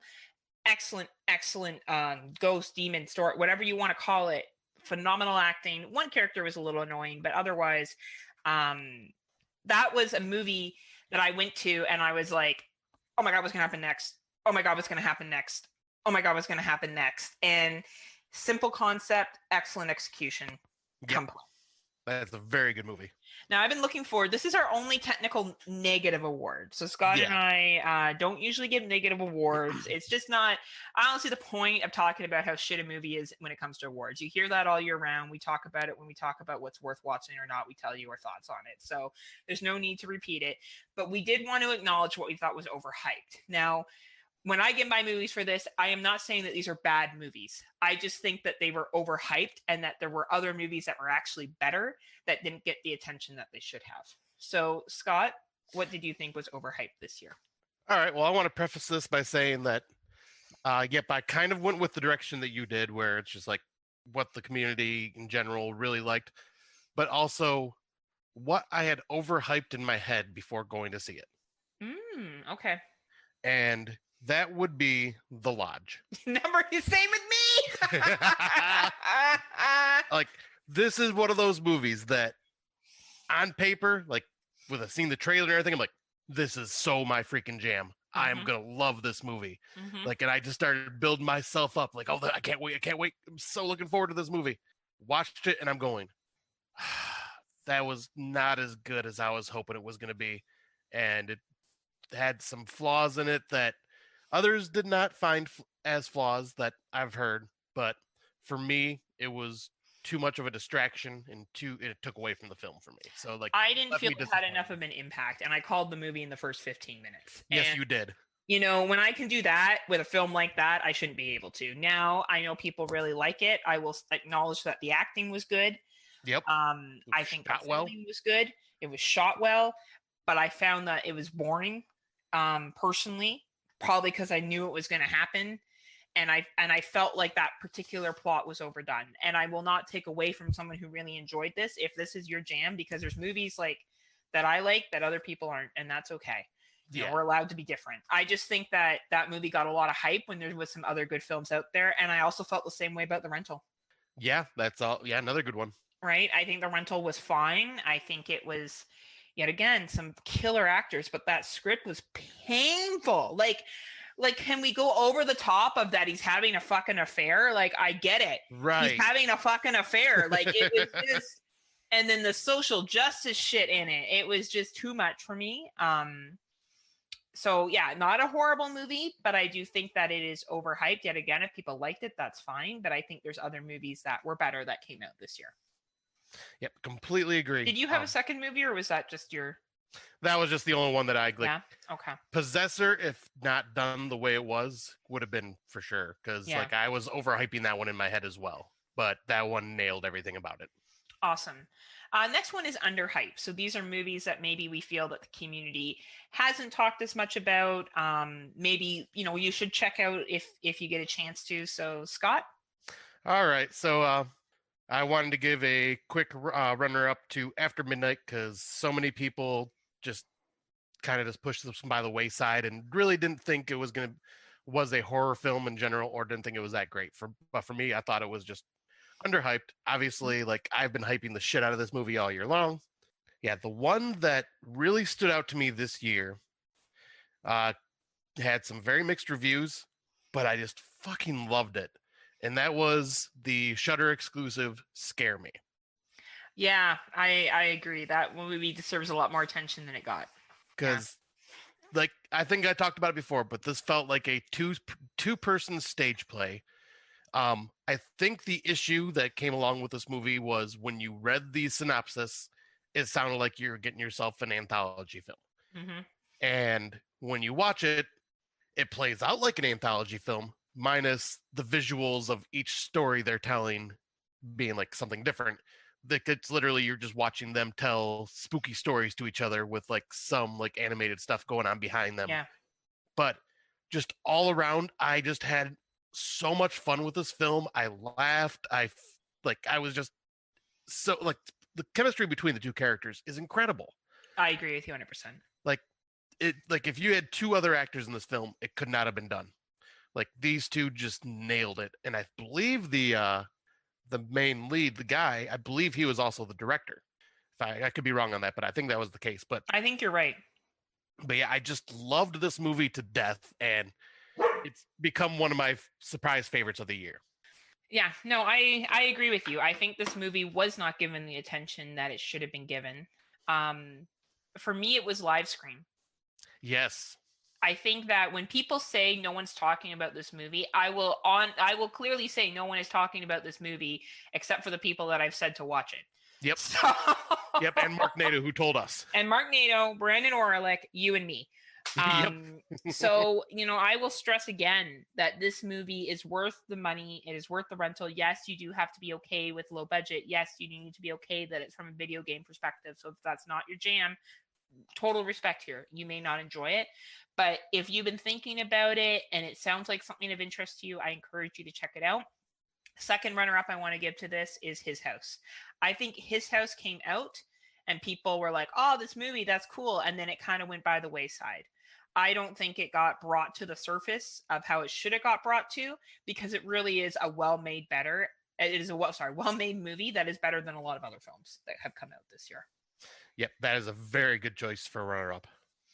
All right. So next is we're going to talk about survival horror. So, Scott, what was your favorite survival? There was a lot this year. Yeah, there was a lot. So yeah, surprisingly there was, and some duds, but there were also some pretty good ones. Absolutely. The one that stood out to me that once again is one that I have not heard many people talk about is Outback. No, just kidding again. No, the one that I want to bring up though is a Netflix exclusive called The Decline. Nice. I just love the whole survivalist, like bunch of survivalists going together to like just train and be better at being survivalists out in the wilds, and just bad shit happening like with them, and then like one circumstance after another, and then all of a sudden they're becoming hunted while trying to survive the elements. It just worked so freaking well. All the acting was really good. It was very tense.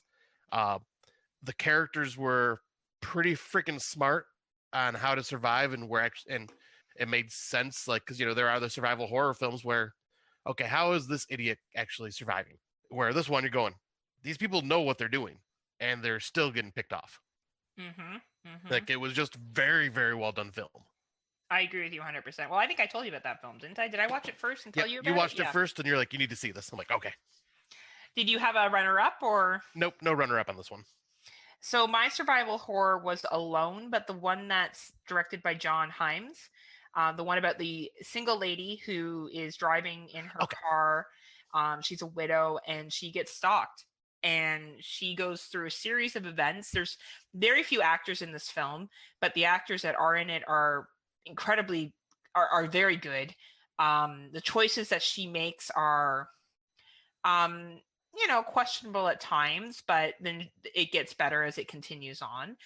So I want to give a shout out to that one, and as a runner up, I VFW, Oh, because I didn't I even think about consider that placing that one as. survival, Yeah, what was happening to them, and just they pulled that veteran shit and they just fuck shit up. So they I think sure do.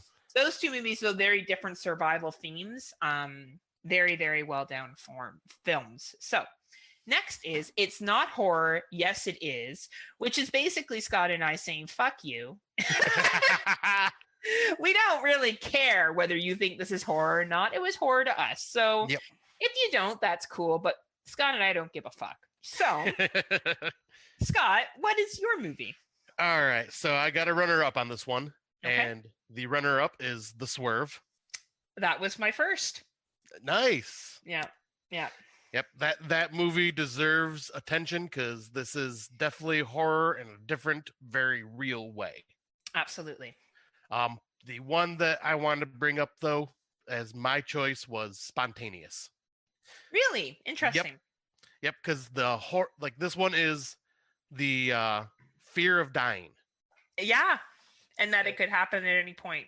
Yep, and then obviously it's like it's a coming of age movie. Like it's more drama than it is horror, but the horror is there with like everybody being terrified of being like possibly dying any second. Yep. Also kind of relates to 2020 with everybody being quarantined to find out the disease, what's going on. And to find out there's not much they can do because there's a second strain, but we found out the second strain is just like the first strain. So it's really not that big of a deal. But yeah. Yeah, but it all kind of rolls back and relates, and then just the exploding bodies and this like, especially during the middle. I think it was the second act when like everything just goes to shit. Oh yeah, totally. And like there's a bunch of explosions all at one time randomly. Yeah, it almost reminds me of like a school shooting. Yeah, that's like the way they're reacting to it is exactly how I pictured it too. I wondered if it was looking at all tragedies in school, and then you know what? Now that I look back on it, fuck, I think that's what they were doing. Yeah, like because I started thinking the exact same thing. The accident of driving. Yep. The random combustion in class, like maybe someone having an aneurysm and dying at school and stuff like that, and then the multiple deaths at school shooting. Fuck, shit, good call, Scott. Yeah.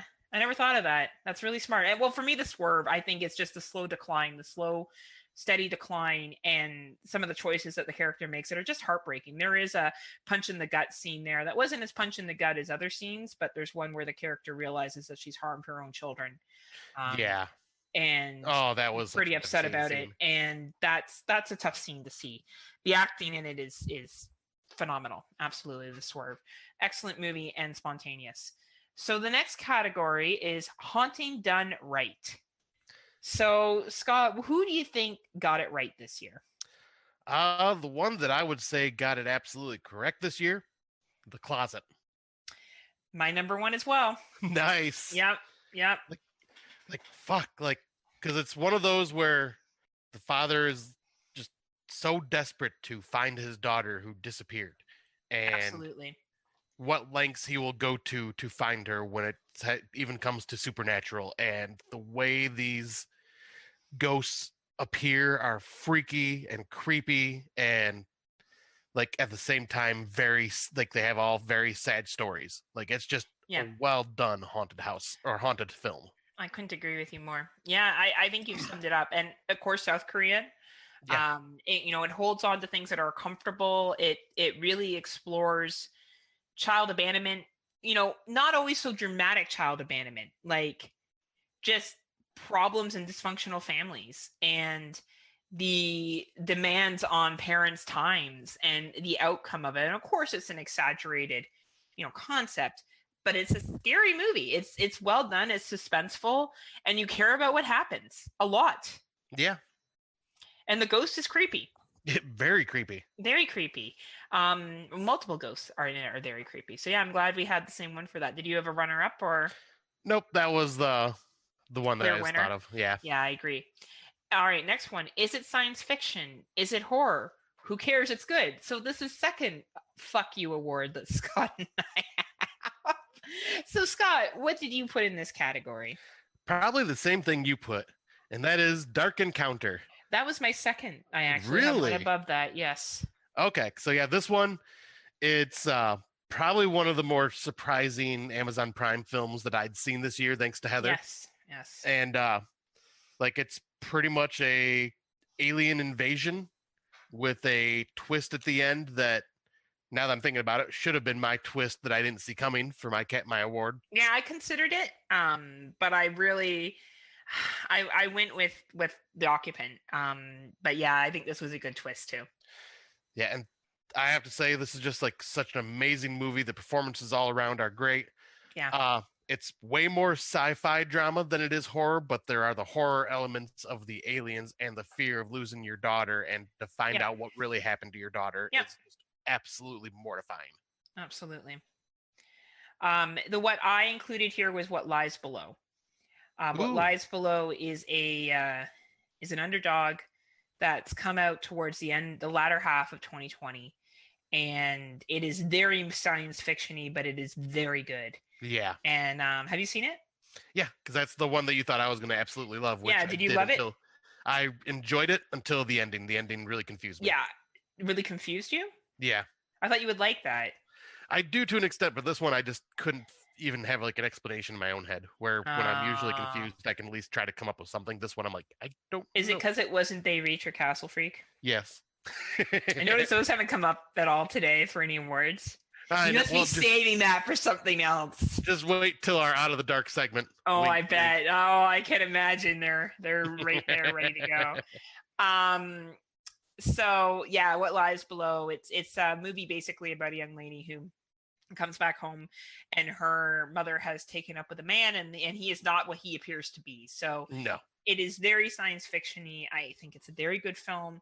I would recommend it to people, as well as I second what Scott had to say about Dark Encounters. Another very good film as well. Our next category is A Little Too Real, ... So, Scotty, what was a little too real for you this year? That would be The Swerve. Interesting. So that is the second award for The Swerve. And why was The Swerve a little too real? Because it's probably one of the most realistic portrayals of mental illness, like seeing the decline of mental illness on screen. And I've seen people kind of go down this route before, so it kind of hit pretty hard for me. Interesting. Mine was Immortal. And it goes back to all the stories, actually. The one about the young lady who's possibly being sexually assaulted by her coach.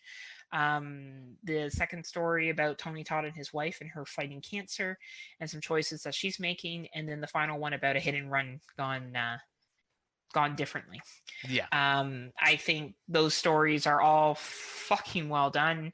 It was like watching someone's personal life. Oh, and then the one about an accident at home that isn't really an accident. Oh yeah, that's right. Right. And it's just kind of showing the real fucking shit of how shitty people can be. Yeah. Like, when we look at that Tony Todd story with his wife, it kind of, in the end of it, shows what kind of shit person he was. Like, you know what I mean? Like, he kind of does something where you're like, well, I get it, but that was a real shitty thing to do. Like, a real shitty thing to do. And so I feel like that movie as good. So this would be the third award for Immortal. So definitely it's an anthology that we're suggesting that you check out. So yeah, it's one of those like that's just it will surprise you when you watch it. Under the radar, but a very, very good film. So next we have Best Horror Documentary. So Scotty, what tickled your fancy this year? All right. Well, I've looked at my list, and I think I watched 5 or 6 different horror documentaries altogether. And this is the one that truly stood out because of how well put together it was. And that is Blood and Flesh, The Real Life and Ghastly Death of Al Adamson. Yeah, it's a good documentary. Solid. Yep. Just kind of, because I had no idea who this guy was. I think I talked about it on the last show. Like, I'd seen a few of his movies, but I had no idea that was him. and just kind of the way they put this documentary together, where they're focusing on his career, then they focus on his life, and then they focus on the tragedy that befalls him at the end, which is just so messed up. But the way it is all put together is so well done and very informative. I agree. Was there any other ones? The other one I wanted to give a quick shout out to would be Scream Queen. Well, that was my number one. Nice. I've heard a lot of criticisms on this documentary, and I think that's fine. You think that, oh my gosh, I can't remember the gentleman's name. Mark Pattinson. You think that he is, so a lot of people have said he whines and stuff. I don't know what it would be like to be an in the closet gay man in the 80s. In Hollywood. Working in Hollywood. Yeah. So I'm going to go on the side of things that I don't know exactly what he went through. So who am I to fucking judge? And I think that, yes, there were parts where I was kind of like, all right, dude, like, kind of think you're dragging this out a little bit. But if that is how he felt, and that is how damaging it was for him, who am I to tell him that he should feel otherwise? And I think that it did a really good job of capitalize on his journey and where he's come from and where he is at now. And yeah, this may have definitely been a publicity because I think it was just like the 20-year anniversary or something like that, or 30th anniversary of Nightmare on Elm Street coming out. So I can see why people have mixed opinions on it, but I really enjoyed it. And I think that it was a really well-made documentary, and I really appreciated the LGBTQ perspective on it. And I think I would like to hear, not that any gay man can speak for other gay men, but I would love to hear Friday the 13th talk about this documentary. Absolutely. I think they would have a much more clearer perspective. Still, they haven't lived Mark's experience and they can't speak for him, but I'm sure they have experiences of their own. And I think that is people that I would want to hear talk about this documentary. And second place, In Search of Darkness, I thought that was an actual decent one that talked about like the 80s slashers and 80s movies and stuff. I thought that was a really fun one as well. Yeah, that was a really well put together documentary. Now, finally, we have got to the awards to end all awards. Oh, yes. Best uncorked film of 2020. Scott and I, when we saw Dead Sound, we felt bad for Uncorked because they put out a lot of they purchased the rights, I guess you could say, to a lot of fucking shitty movies. But sometimes, Scott, they get it. They do. We would like to acknowledge where they have got it. So, Scott, what was your best uncorked film? Surprisingly enough, I have a runner-up for this as well. So do I. That's pretty awesome. But what was it called? The runner-up was The Devil to Pay, not The Devil to Pay, but The Devil to Pay. Very solid. I would put this one more in like the thriller than horror genre, but very solid film. I highly recommend. But the one that stood out to me that I was just like, wait, this is uncorked? No, this can't be uncorked. No. And that is The Retreat. Oh, I couldn't agree with you more. That wasn't my choice, but excellent film. Yeah, because they nailed the Wendigo myth perfectly to like what we had done research for our cannibal films. The effects were really well done. The acting was pretty damn good. Like, it was just an all-around solid horror film. Yeah. Like, I was very impressed. It was uncorked. Absolutely. Like, there were movies this year where you went uncorked. Like, really? And mine for this was Range Runner. I thought Range Runner was an excellent film. And, it's a low budget film, but I was like, fuck, this is well acted for an uncorked film. And my second to that was Dead Sound. I really liked Dead Sound. I thought Dead Sound was a really decent movie that came out this year. Yeah. And we shit on Uncorked, and a lot of times their films are, a mix of what you're going to get walking out of it. But I feel like they probably give a lot of first-time directors, actors, all that kind of stuff their first start. Yep. And I really, really, glad that we created this little category here. So honestly, any of these uncorked films, I would recommend watching. I think you'll have a good enough time with them. They're not shitty. Yeah, well, and the funny thing is too, it was either our first or second episode. We were joking about how we should do a top 10 uncorked film list, and here we are at the end of the year, actually giving an award to an uncorked film, just because, like, we already know these uncorked films will 90% of the time or more will not make it on any top 10 list. I don't think anyone would choose any of these on a top 10. They're not top 10 in material, but they're not shitty. They're not exactly. Shitty. Like, they're not shitty films. They're entertaining enough movies. You just walk in there with your expectations of a budget and you'll be fine. Yeah. You'll enjoy it. Absolutely. Like, I'm glad we chose this just to have some fun and, like, bring attention to some films that will get overlooked. Exactly. And finally, horror comedy of the year. So, what did you choose, Scotty? All right. So my runner-up on this one was Freaky. Very nice. Very funny movie. Very good. I just had a blast with it. But just because it's my type of comedy, I went with Yummy. Really? Yep. Just because it's that wow. It was like that kind of like over the top violence, but at the same time it was hilarious because like it just was goofy. That's really interesting. My number one was Homewrecker. Nice. I thought that movie was fucking jokes. That especially the dating board game thing. Oh my god, the dream hunks or party hunks. Sorry, party hunks. And how many kisses you get. And I just felt the two actresses in that movie carried. The script was fine, but they delivered it. They fucking nailed it. And they just nailed like this woman awkwardness fucking shit so well. I really feel that is a female-centric movie. A heterosexual female-centric white woman movie. And if you are a heterosexual basic white bitch like myself, then you will probably find this movie fucking jokes because it is funny. And I would like to also acknowledge Uncle Peckerhead. Yes. I love Uncle Peckerhead. Also a very, very funny movie this year.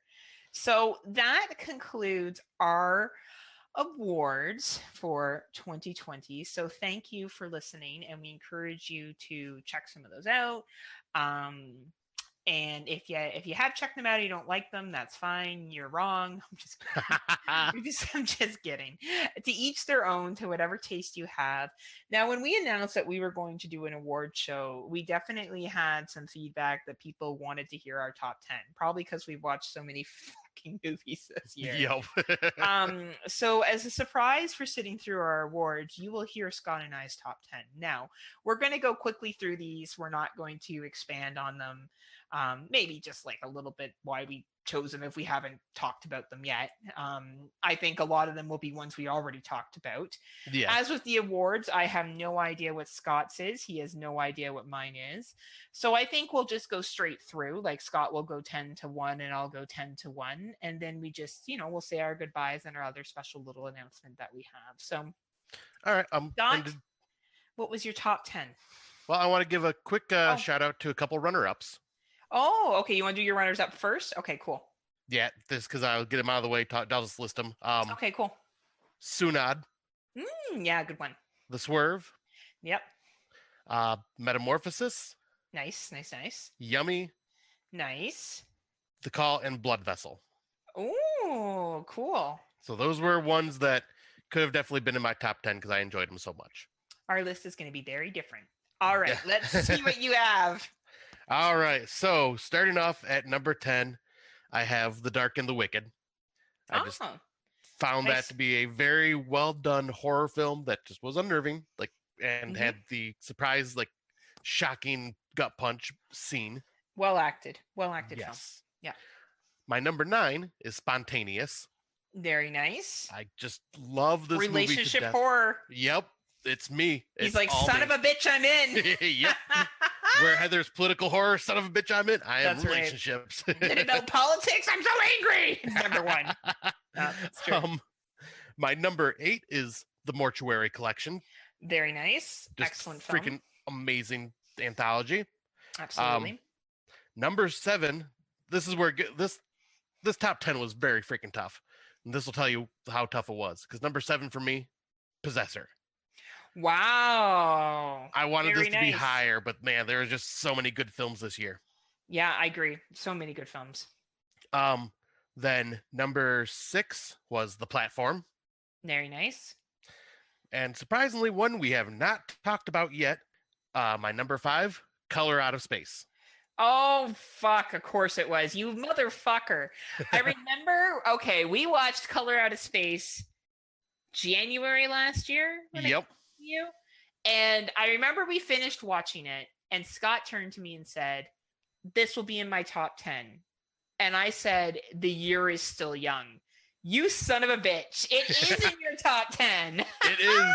Like, I wasn't sure if it was going to stay or not, but then I rewatched it a few months ago with a friend, and next thing you know, I'm going. Was it a lady friend? It was. Well, it's one of our fellow listeners. Many ladies. Well, it's one of our fellow listeners. It was Liz. Oh, okay. Well, did Liz like it? She did. She loved it. Oh, well, that's a nice lady friend. But yeah, I just love this. It's Lovecraftian as shit, so of course, like, that speaks my language. It's bizarre. Nick Cage goes fucking crazy in it. He's Nick Cage. Nick Cage as Angry Nick Cage. Yes, and it's just so, it's so weird and bizarre and disturbing, and the effects in bizarre it is also your word of the year. Bizarre. But yeah, like, the effects are like color, like watching this on like a 4K TV, it's just like eye-meltingly beautiful. Like, just I haven't movie. watched it again, and I won't. I know you won't. I don't hate it like Tammy Turner does from the horror or the Rotten Roundtable, or the horror cast, but it's definitely not something I love either. So yeah, but I understand. Yeah. That's interesting. Well, what do you know? Yep, that's the one I just like. I think that's the only one that we have not mentioned in our awards. Yeah. So but my number 4, Anything for Jackson. Oh, yep. This movie just rocked my world. Loved it. This one slid down because you knew this was my number 1 for a long time, but Ghost Killers versus Bloody Mary is my number 3. I'm glad. I mean, oh, really? I still love the shit out of this movie. Yeah, it's your jam. My number 2, also in a way a relationship-based movie, Rent-a-Pal. Oh, yep. Just solid movie. I've watched that twice already now too, and just gets better on each watch. And then, of course, number 1 for me, After Midnight. After Midnight stood strong, huh? It did. Like, it faded away for a bit, but then when I rewatched it for our relationships episode, it went right back to number 1. Oh, nice. That's awesome. And I'm not going to give my 2020 just to be mysterious. I'm just kidding. Just kidding. I'm going to give my list. Wouldn't that be a fucking shit thing to do? I'd be like, what the hell? Yours, and then I don't give mine. I never give it. Yeah, like, I'm done. That was it. Ha ha. Right? So yeah, I will do similarly to what Scott did. I want to give a shout out to The Special, Spree, His House, The Dark and the Wicked, The Wolf of Snow Hollow, The Closet, Anything for Jackson, and The Mortuary Collection. All of these were exceptional films. The reason they're not in my top 10 is just personal preference.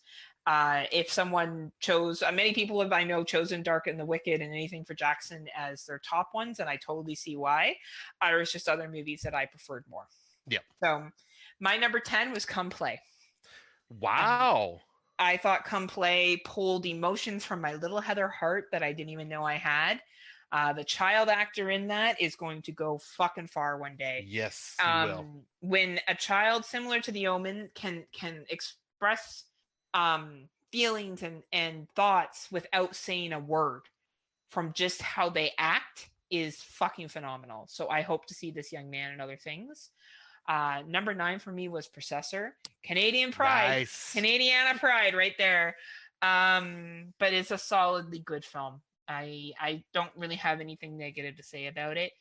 It's fucking awesome. Yeah. Number 8 was Follow Me. We haven't brought this up yet either, but really, the escape movie. Yeah. A group of people go away to some European country, I can't remember what it is, and they go to an escape room that is not what it seems. The ending of this movie was also a punch in the fucking gut to me, and has haunted me since. And I remember that ending and me being like, fuck, as it ended. And that's what made me endear to this movie. The fact that it made me, at the beginning, dislike characters, to rooting for them, to wanting revenge for them, to wanting them to be advocates, then finding out that what I thought was nothing that it seemed. Follow me. Number 8. Wow. Number 7, Metamorphosis. Of course. Right? I've praised this enough. We don't need to hear about it anymore. Number 6, The Platform. Nice. Again. Yeah, I think we both have that at number 6. Do we? Is that both our number 6? Number 5, DFW. I still have a lot of love for that movie when it came out this year. I thought it was a lot of fucking fun. I brought it up a lot throughout this list as well. Number 4 is The Cleansing Hour. Nice. Number 3 is The Call. Nice. Number 2 is Live Scream. And Yay. I will stand by that. I really do believe that was one of the better movies I saw this year. And number 1 is Rent-A-Pel. I think Rent-A-Pel had no flaws in that film. I think that film, the acting, the writing, the filming, the like, just everything, it played into, and you felt such empathy and fear and anger. And any film that can make you flip-flop to emotions is a good film. So that is my top 10 of 2020. Very different from what my list looked like before. Oh, Scott's super happy. I don't know why he's so happy. Is it because I had spot number 1? I want to give you a hug. Why? Because I like Rent-A-Pel? Because it was your number 1. That makes me so happy to hear. I knew you loved it, but I didn't realize, like, and for one, this is one of those movies that I suggested to you and Brandon, and I just feel so happy. I suggested a movie, and you loved it. Well, it was no They Reach or Castle Freak, but, it definitely brought its A game. So, this was a phenomenal year for horror. Scott and I have shared our awards. We've gone briefly over our top 10 and some shout outs that we had. Please check out the ones that maybe you haven't seen that we mentioned. If we're mentioning it, there's a reason why. They're a high quality film.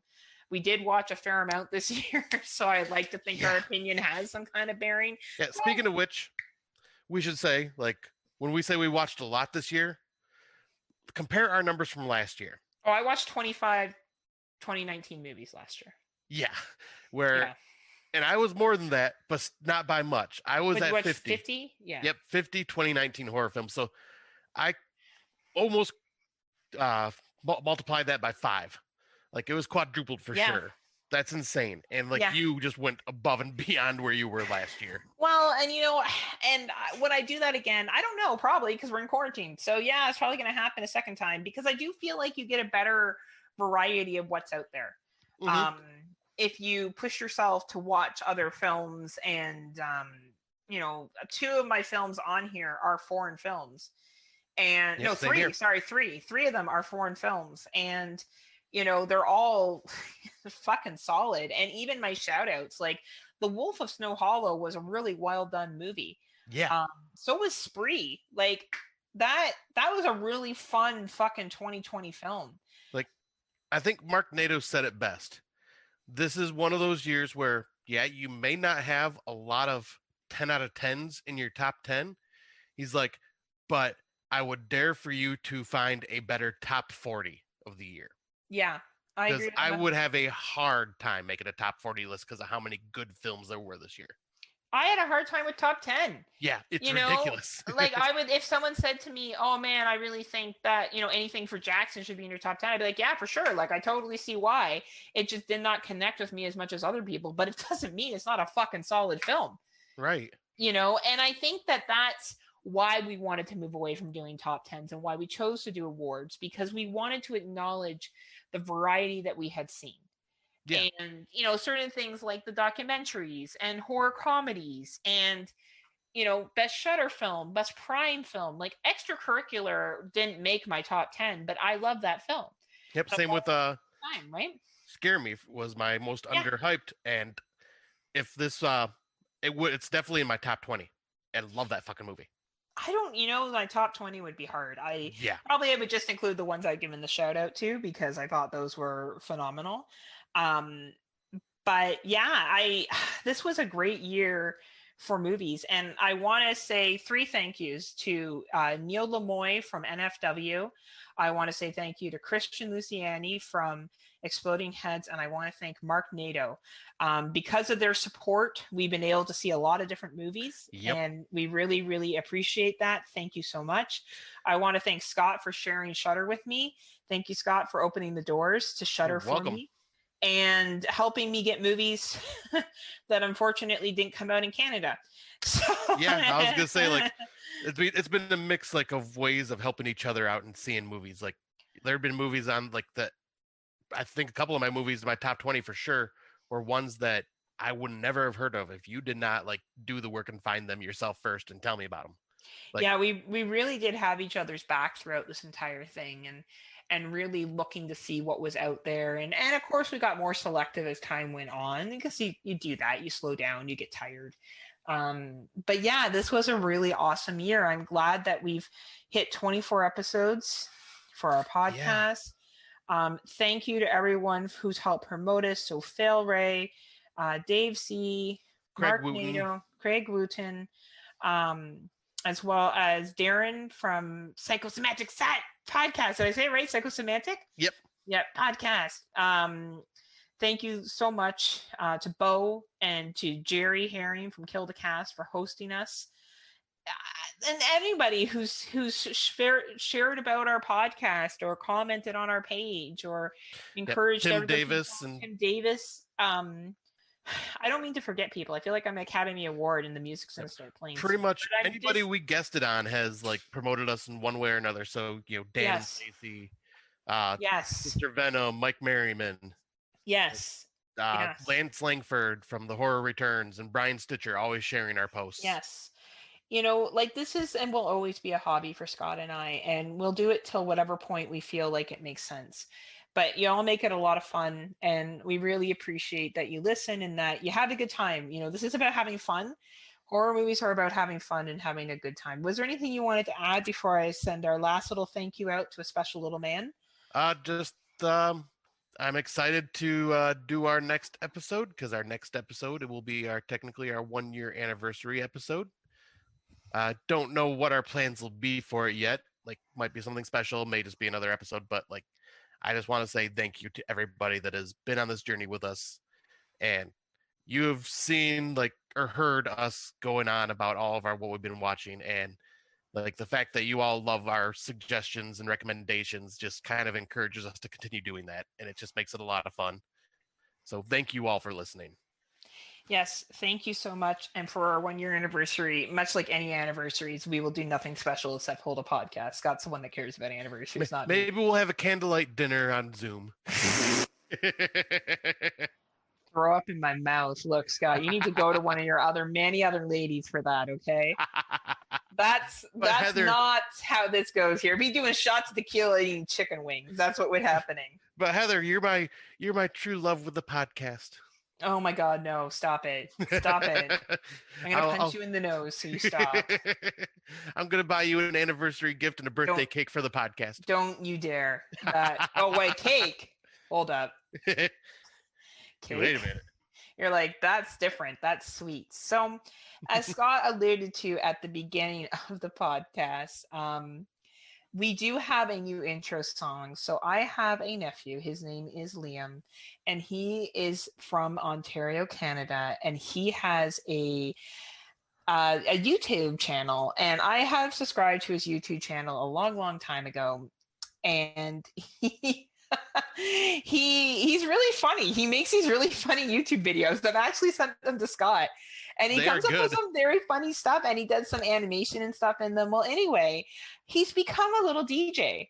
And he sent me a video, and he had asked me if I had listened to it. And I said no. And then I went back and listened to it, and I was like, man, these electronic beats are really good. And I sent them to Scott, and I didn't tell him that it was from my nephew, who's 11. And he's like, wow, this is some really good beats. I'm like, well, yeah. And he knows who Liam is. And I said, oh, it's from Liam. He's 11.